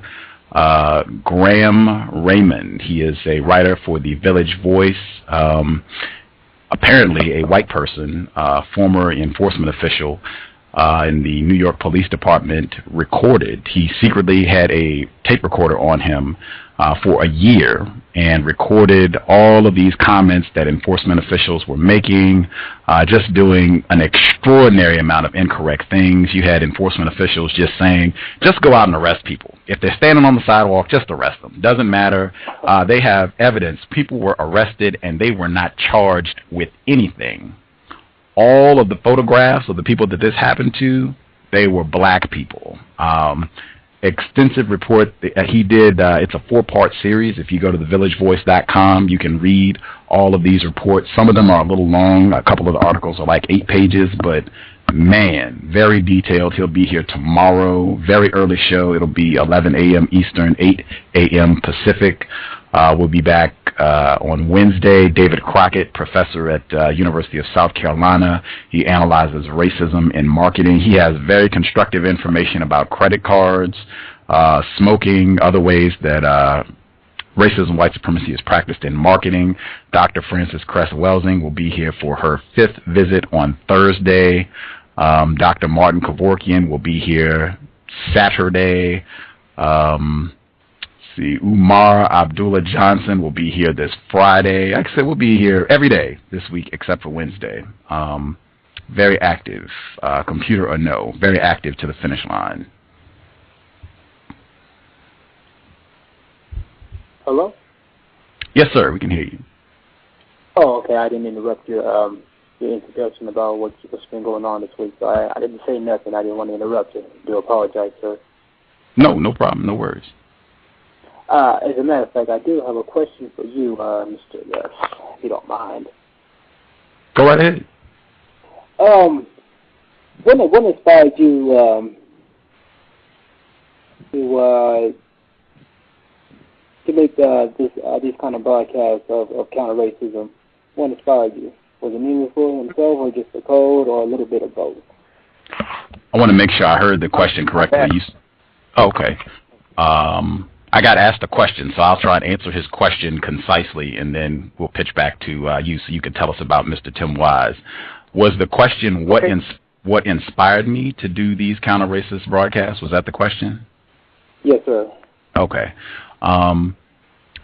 I think just being victimized inspired me. I had felt for a long time that I was being mistreated. I didn't have the words. I think Mr. Fuller really helped a lot in terms of me getting the words and getting an understanding about what was happening to me, and along with getting correct words, it gave me a framework to understand racism, white supremacy, which I didn't have before. And not having that just caused a lot of confusion, and white people could use words very skillfully to just cause confusion and frustration when I would try to articulate my victimization. But just being victimized was a big inspiration. And then as I got clarity, I was with another victim of white supremacy, Back of the Bus. He's been on this program. He and I started the program together. He was a guest just last week. He and I would talk about racism, white supremacy, and we would talk and talk and talk, and we were saying, man, these programs should be recorded. I don't think we were thinking that anybody else would particularly be interested in hearing our discussion. I just think that we thought for our own clarity and just to remember some of the things that we said and ideas that were shared, that it would be a good thing to record. And we knew some people who were doing radio programs. They were not doing talk radio programs, and they certainly were not doing anything racism, white supremacy related, but the seed was there because we knew folks who had programs, and we felt that we could get a radio program and we could just make it talk radio and talk about white supremacy. So just being a victim and being confident that I had an accurate understanding of racism, white supremacy, and that there's a responsibility that goes with that understanding, that I should be doing something to try to get more people to understand what's happening and to try to replace white supremacy with justice immediately, that was my inspiration. And me personally, I do totally agree. But go ahead and pass the mic to Dr. Khalif. I'll get back to my comment after he says what he has to say, if you don't mind. Not at all. That's why he's here. All right. Silver-tongued, admitted white supremacist known as Tim Wise, who you were mesmerized by, Dr. Muhammad. That's right. I was mesmerized because something that you just mentioned was words. He's very, very, very good at the words that he uses. And he says all of the right things when it comes to... So I heard him on this radio show, KPFA, and we all right? You're good, sir. We can hear you. Oh, okay. I heard him on the radio show. They had him giving a lecture. I think it was at the University of Washington. He was giving a lecture, and when he started talking, I was like, "This is a white guy. This is a white guy that's talking about the system of racism and white supremacy, and he's talking about how we're victimized by it." You know, I was just like, fluid. I was like, I was just mesmerized. I was amazed. I was like, I got to meet this guy. I really wanted to, try to figure out a way or find a way to meet him. I was like, just so the thing about it is, I guess, with what I was saying before, with all of the things that are associated with the word white, all of the positive terms or groups of words or definitions or whatever that are like associated with white and all of the things that we think about that's wrapped up with it, that combined with the words that Tim Wise was using mesmerized me, because he sounds, when you hear him on the surface, he sounds like he's talking about the same stuff that we talk about, on the surface, and then for him to be a white person at that, in a system of racism and white supremacy, tops it all off. It's like, wow, hey, how can we have it any better? That's what the way I looked at it. But after he came on your show, and Justice asked some of those very precise questions that she asked, I saw a different Tim Wise. I saw a different one than what was presented on the KPFA radio show, and it was very constructive to hear him on your show. And see, out there, when he's out there in that audience and he's up there on the stage, he's not really faced with these kind of questions, with the kind of questions that are directed at him, because everyone, I think, the majority of the people in the audience have that same they're enchanted, by the words that he uses. It's like he's just a very eloquent speaker. I do think that it's more constructive if we have a white person speaking the way he speaks, because rather than having a group of white people who act as though the system does not exist. Because it seems to me that the logical point that we're supposed to come to with all of this is at the very least, is a discussion with the racist white supremacists, that goes along with the victims of racism, where we are at a bottom line, where, either we're going to, as I heard Fuller say, we're going to bring them to the point to where they got to kill all the non-white people, or they're going to give up racism. It's one of those or the other, and I think that by having more white people discuss it, it is a little bit more constructive. But it was important for your shows, for you to have Tim Wise on the shows and ask the type of questions that you asked him, because it busted up my mesmerization of him. it busted the bubble. You know, it's good for him to, you know, it's constructive for him to say the words that he has, that he uses, but at the same time, it's also constructive for us not to allow ourselves to be enchanted or mesmerized because we have a white person saying the things that they're saying. And I believe one of the questions that you asked, and it was, I can't remember the precise wording of the question or what it was, but the question made him admit to your audience, Gus, it made him admit to the audience that he should not be trusted by non-white people. If I remember, there was a question like that, and he said that. And I don't think he knew how he appeared to be when he was speaking with Justice, but there was a point where it seemed like the questions that Justice had asked him got, I don't remember if it was the first program, third program, second, but for one of the segments, Justice asked some very precise, specific questions that appeared to get Tim Wise rattled. It's like got under his skin. And he, it just didn't, you know, the way he was talking to her, you know, in my mind I'm thinking, hey, look, he's talking to a 10-year-old. He still needs to, you know, have a certain type of, you know, resolve, or, you know, it's like he just totally treated her like she was, he mistreated her. He mistreated her. His mistreatment of her was very evident. And that was the show that demesmerized Tim Wise for me. I no longer was like, ooh, Tim Wise is the man, and you know, I was no longer like that. I still use him. I like to use his words for the racist suspects that I deal with when they try to tell me that there is no system of racism and white supremacy, or that I am not a victim or whatever. You know, I usually try to send them to him. I say, well, you know, I'll put up some of his words, you know, and say, well, you know, what do you think about this? You know, well, that still doesn't exist. Well, I say, okay, well, then you go talk to him about it. Leave me alone. Stop trying to convince me because it's wasting your time. But that's it. If I can ask really quick, and then I'll hush, and if anybody has questions or clarification, go right ahead.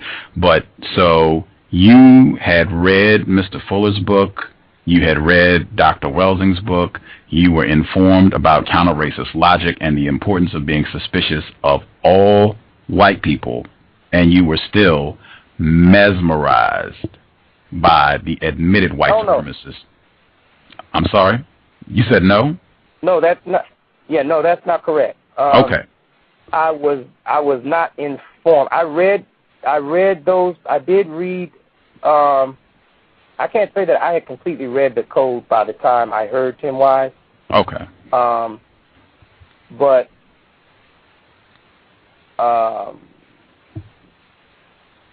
no, I had not at that time. But by the time Tim Wise had made it to your show, though, I was aware of the information,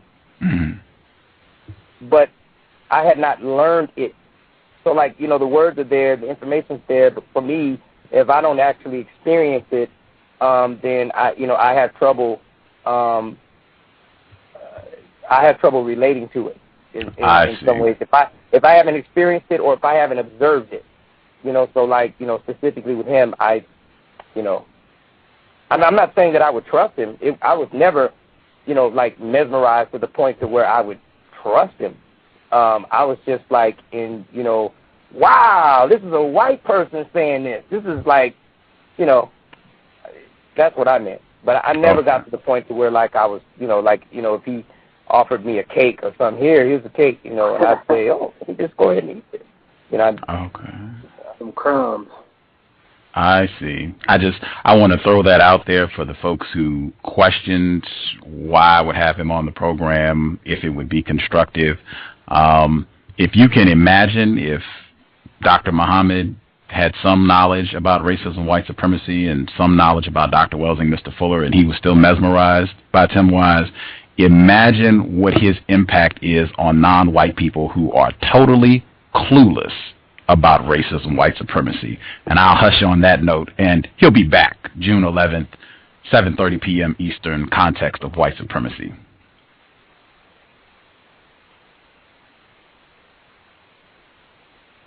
It's tremendous. I would say so too. And I like, you know, go ahead. I'm sorry. Go ahead. Oh no, go ahead, sir. I've been talking. Go ahead. No, I was saying. I mean, I remember hearing this name when I was listening to counterracism.org, and I guess they had a counter-racism conference with Mr. Fuller, Dr. Wilson, and some other victims of white supremacy. They mentioned his name. And I guess I forget her name. I believe her name was Sabrina, if I can remember her name. And I remember her mentioning his name, Tim Wise, whatnot. I guess he had wrote a book about something. I don't know what the book was. And I guess she was explaining what the book was, saying that they, as in white people, they mistreat black people. They did this, they did that. But when I'm hearing you talking about Tim Wise, if you kind of like flip the script, I believe that's none but total confusion in my view. I mean, maybe you may see it a different way, but I think that's total confusion. So I'm kind of memorized too, actually. Just another tool of races. Nothing better. Every day, it gets no better than that. It's like, yo, what can be better? If they're doing it, they're doing it.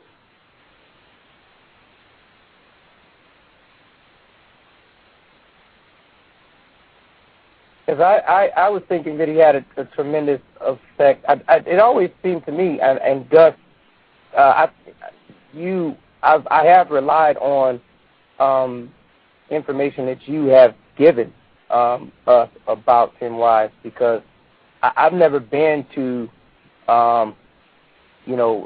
his lecture to see, or hear what he, to see what the impact is. I've only heard him on the radio. But is the majority of his audience, or is his audience mostly made up of non-white people, white people, or is it a mix? I've only seen him live in person one time, and it was mostly white people, although there was a significant non-white population the one time that I saw him, and it was here in Seattle, so it's not a whole lot of non-white people here, period. But the other times that I have seen video footage of him and what have you, he seems to consistently speak in environments where there are a lot of white people, but there's a significant number of non-white people present, and that material tends to filter out. So even if you don't see him live, non-white people tend to be very familiar with him. Like I think I've talked with Non-Mighty Wick before, and it's like just his name, Tim Wise. It has a ring to it. It's catchy. It's easy to remember.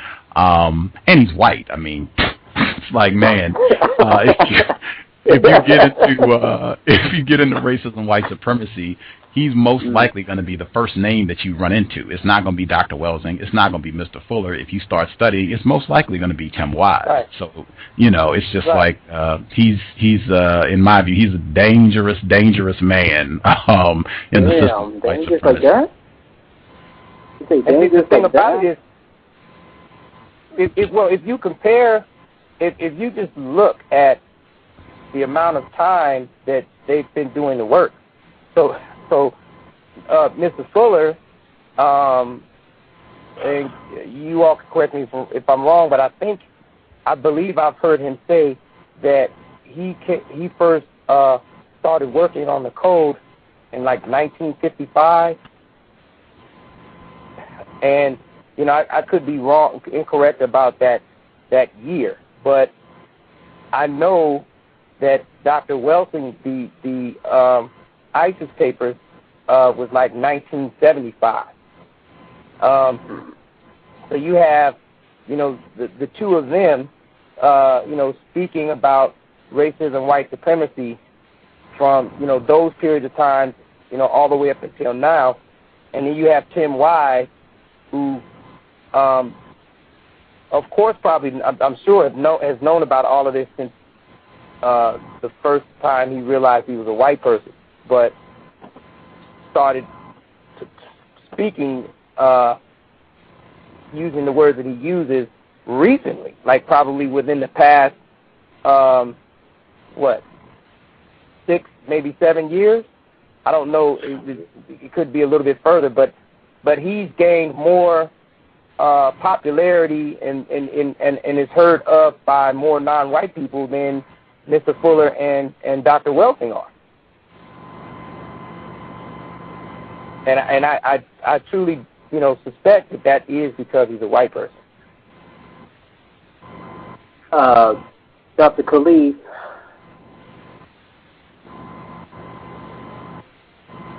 Yes, sir. Khalif? I got a question. Now, yes, would you, okay, sorry about that. Would you compare him, well, okay, I'm pretty sure I want to, start comparing them. Now, would you actually say that he's like another epitome of Alex Jones? Are you familiar with him? Who? Did you say Alex Jones? No, Alex Jones. Oh, I'm not. I guess the doctor. He like the director of documentary of 911, the Road to Tyranny. Oh, I'm not familiar. Oh, you said Alex Jones? Yes, Alex Jones. Alex Jones. Got it. Yeah, no. So are you saying comparing Tim Wise to Alex Jones? Yeah, you think that Alex Jones things have the same views as Tim Wise? No. Alex Jones. If I can say his game or his way of earning money is towards conspiracy, so-called conspiracy theories and stuff like that. Right. I think that's his primary objective, which is a mass of confusion, a total mass of confusion. Any non-white person, I think, listening to one of Alex Jones's programs for the first time is going to walk away absolutely confused. Because the guy talks about, the Illuminati and the Skull and Bones and, all of these different people, and never, breaks it down to the lowest common denominator and says they're the most powerful, smart and powerful white people on the planet. That's the lowest common denominator, to break it down, keep it in simple terms, the smart and powerful white people on the planet. When he says Illuminati and Skull and Bones and Rosicrucians and Masons and Shriners and, all of these other people, and talking about these black helicopters and how they're going to rally up all the people and put them in concentration, all that kind of stuff is, just confusion. I say that they're the same. Not to mention I guess he had mentioned something about the Bohemian Grove in the end game. I don't know if you checked that out, but he mentioned something about the Bohemian Grove in the end game. Right, I guess it out. Yeah, you know what I'm saying? I guess it consists of, white people laying in caskets naked. I mean, I don't know. I mean, it sounds kind of strange, right? Really think about that. Really think about that for a minute. Yes, sir. If you really think about it, he's breaking it down. He's giving us some information that there's some white folks laying in some caskets naked. Mm-hmm. How is that constructive information for a victim? I'm a victim of racism. I'm being victimized, dominated, and subjugated every single day, at all times, in all places, in all areas of people activity, including economics, education, entertainment, labor law, politics, religion, sex, and war. What benefit does it do I get from learning that a white man likes to take his clothes off and lay naked in a casket? It's like, so what? And you know what I'm saying? That's a bit extreme. Yeah, that might be something that some other white people may be bothered by. But I mean, what's extreme about it? You mean about a white person taking his clothes off and laying in a casket?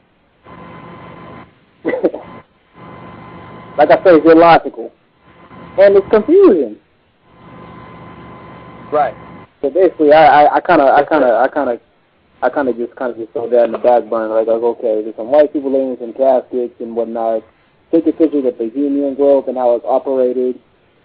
You know, they talk about what is it in the New World Order and all this other stuff. It's just like the whole term of just white supremacy all together. Well, now let me say one thing I did notice. So talking about the Bohemian Grove, right?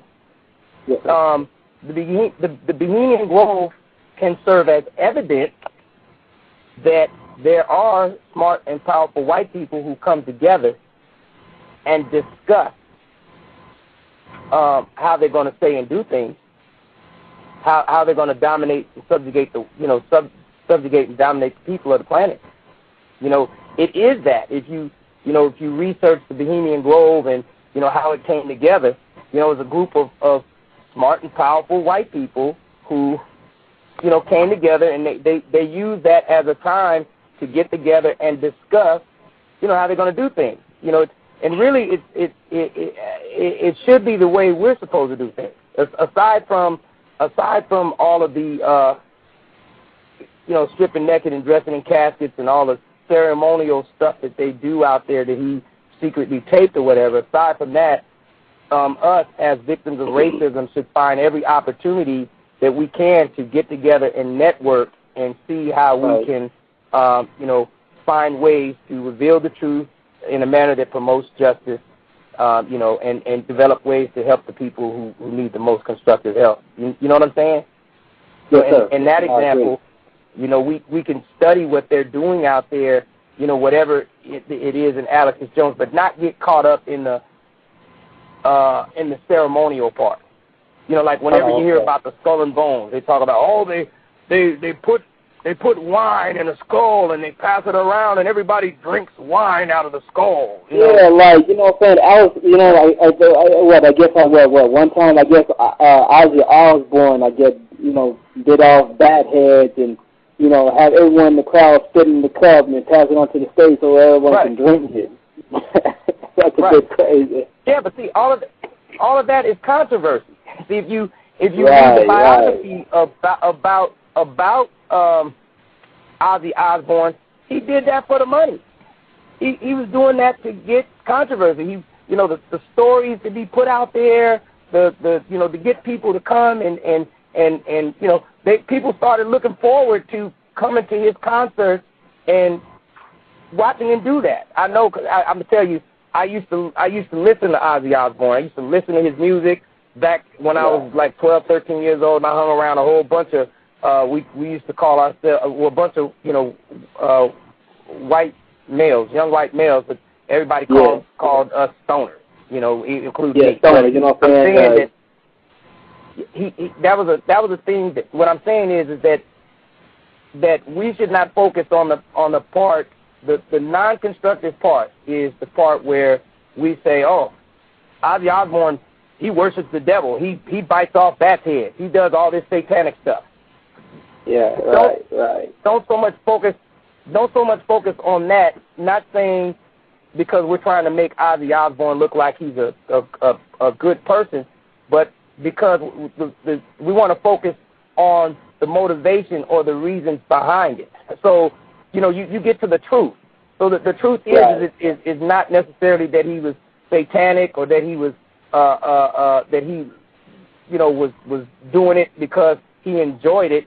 The truth is he was doing it and the information was spread out because he was a capitalist and he's trying to get people to come to his concerts. He's trying to, because people would start, it got to the point where people would come to his concerts just to see that. They would some people would sneak animals in to try to get them up there on the stage just because they wanted to see that. Because, we're in a society, that promotes violence. They promote, injury to animals and stuff, and people want to see that. You know what I'm saying?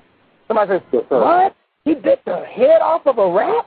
Oh, man, I got to go see that. You see what I'm saying? No, I just trying to make other people do it too, like it's safe. Yeah, it's okay to get off, bite off an animal head. It's all right. You'll still live. You're just like one of us. No problem. they're animals, raw animals, and da-da-da-da-da. All right, let's go ahead and break some cats' heads off and you'll still be cool, just like Gus. Full of garbage. Grab a pair of scissors and cut it out. Right. So the point, I don't think his point was to be cool. His point was just to make money. His point was just to get people to, buy that $100 ticket, that $80 ticket, or that, $10 ticket just to come in. So, the more people you have a, if you have a room, you're giving a concert and you got a room with 100 people, and each person gave $10, you didn't make that much money that day. So you start biting heads off of rats on stage and bats and stuff. The 100 people that see it go out and start telling other people, and pretty soon now you got a couple of thousand people because they all want to come to see you bite the head off of, you understand what I'm saying? There was a point where he stopped doing that because he had the crowd. It's just controversy. It's just something to do, and it's good that we're discussing that because from my perspective, I can see where a lot of entertainers do that kind of stuff, and we tend to get wrapped up in what we see them doing. Like my when I say we, I mean victims of racism. I have my mother-in-law. She sees, she'll see. I'm trying to think. I can't think of the guy's name, but he always, anytime he's in a movie, he's a non-white person. Anytime he's in a movie, he always plays the role of a thug, or he's always mistreating non-white female. And my mother-in-law, she thinks he's really like that. So she can't stand him as an actor. She thinks that, because all of these roles she's seen him play in the movies, that he's actually doing that. He's actually like that. You see what I'm saying? Yeah, I'm trying to think. What is this an actor? I didn't mean to cut you off. Is this the actor you're talking about? Do you know what movie it was? Yes, sir. Did it come out in movie theaters or what? No. When it hits me, I will think of it. But he's all in every movie he's in. He's always playing like a negative role, and she's not the only one, because I've heard some of her friends. They all look at him that way. Oh, who's a good? I'll tell you who's a good one. The movie that was Waiting to Exhale. The guy. Oh yes, of course. That was with the white woman. He was with the white woman, and so from that guy right there. I've heard a lot of non-white females talk about him in a derogatory way as an actor. Wait, I'm trying to say. TV. Are you talking about Blair Underwood? No. Okay.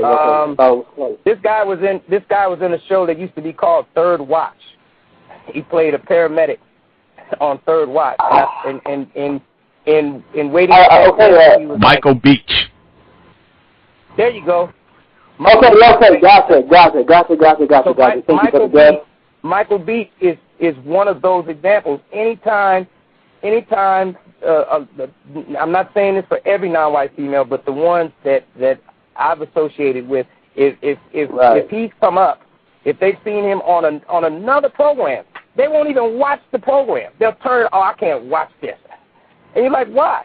I can't stand him, the way he was, and such so-and-so. And so what I'm saying is taking that and relating that to a lot of other roles. So what Ozzy Osbourne was doing with the bat or whatever, so to speak, was like an entertainment. It was like a gimmick. It was something to get people to come to his show. And once again, I'm not defending Ozzy Osbourne. I'm only trying to get us to get you to see the point of what he did. And the same thing with all the other stuff he did, like played music backwards, and you hear his song. He made sure some of his songs, he made sure he'd read the verse of Revelation.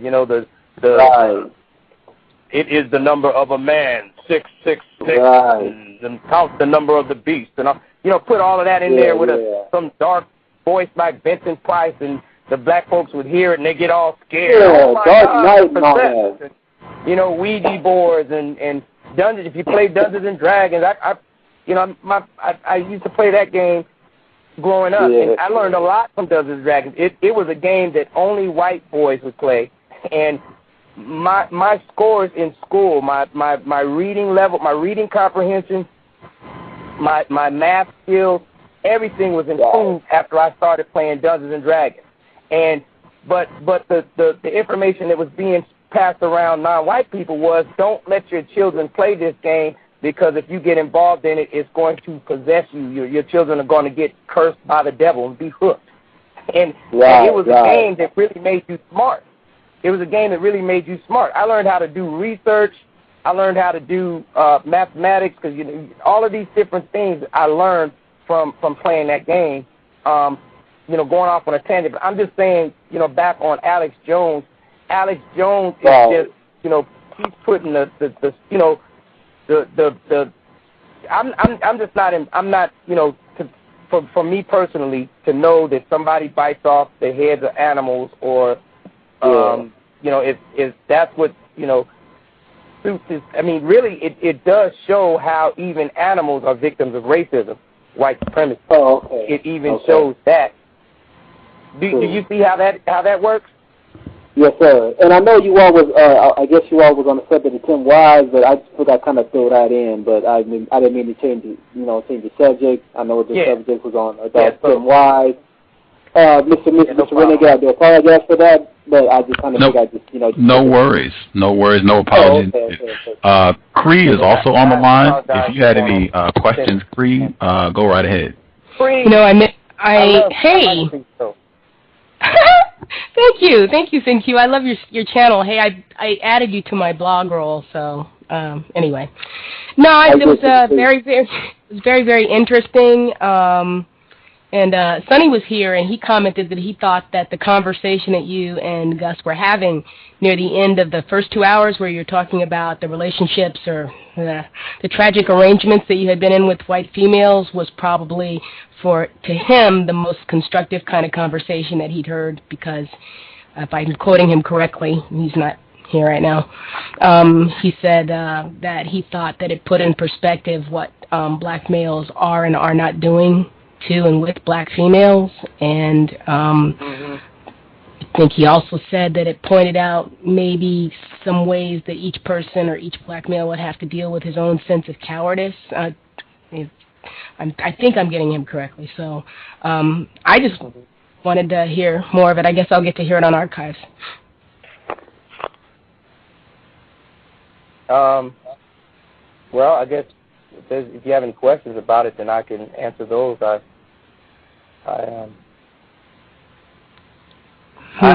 think it is a tragic arrangement. I like the term that was used for that. It definitely is that. I think the whole thing is a tragic arrangement, though. So, somebody else saying something? What'd you say? Oh, I agree. Just based on what my friend was experiencing, so I just said I agree with that. Do apologize. Oh, no problem. And the thing is that where I've been here in like Cree, you're in California as well. I'm in Northern California, and up here it's pretty much from the time that I was small, it's been encouraged. I actually moved into the neighborhood that I came up in was, when I got there, it was like everybody that stayed on the block was a white person. We were the first non-white people to move in that area, and so all of the girls that I played with when we were playing, they were all white, and so that did have that had a real impact on me, I think. Now, I would not call it cowardice. I think that's a word that I would call it more. I think more specifically. I mean, I know your Sonny said that, but I think it's more of a confusion that leads you there, because so it's like you start off and non-white females are probably the same way, but as a victim of racism, you're constantly being bombarded with constant struggle, like all of these problems, all these things that you have to deal with, and you know that they're associated with you being non-white, and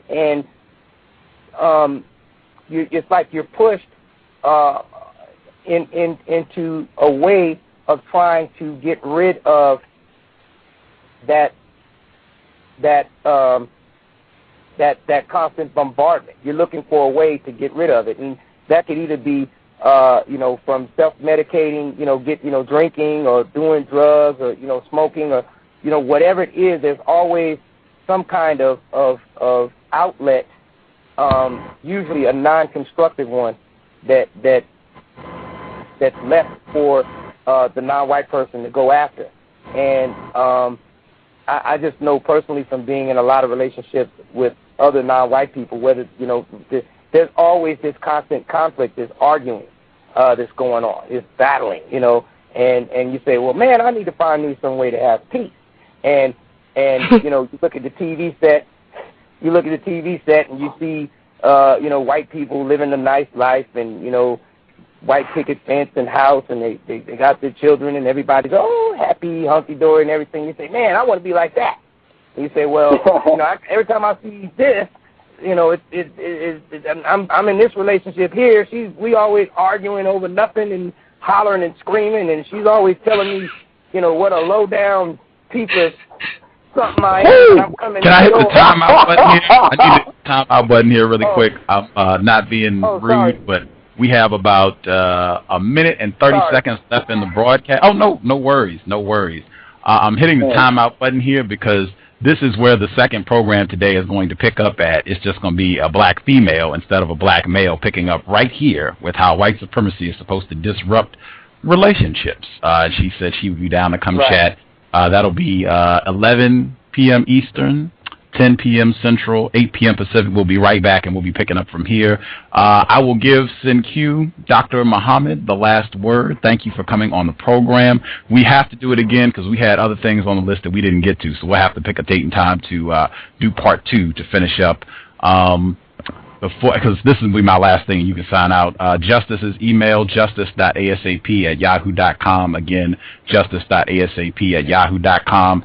If you want to take the next 30 seconds to sign us out, that'll be great. For me? Yes, sir. Okay. All right. Well, I'm saying all of that to say that when you have that kind of mindset, you tend to go in these different directions. But when you look down to it, and you see the lowest common denominator, it all comes down to how the racists want us to do it. They're controlling us. They're making us go, in that direction, and it's definitely the incorrect direction to go in. So that's it. Groovy. We will be back in 3 hours. We'll be back.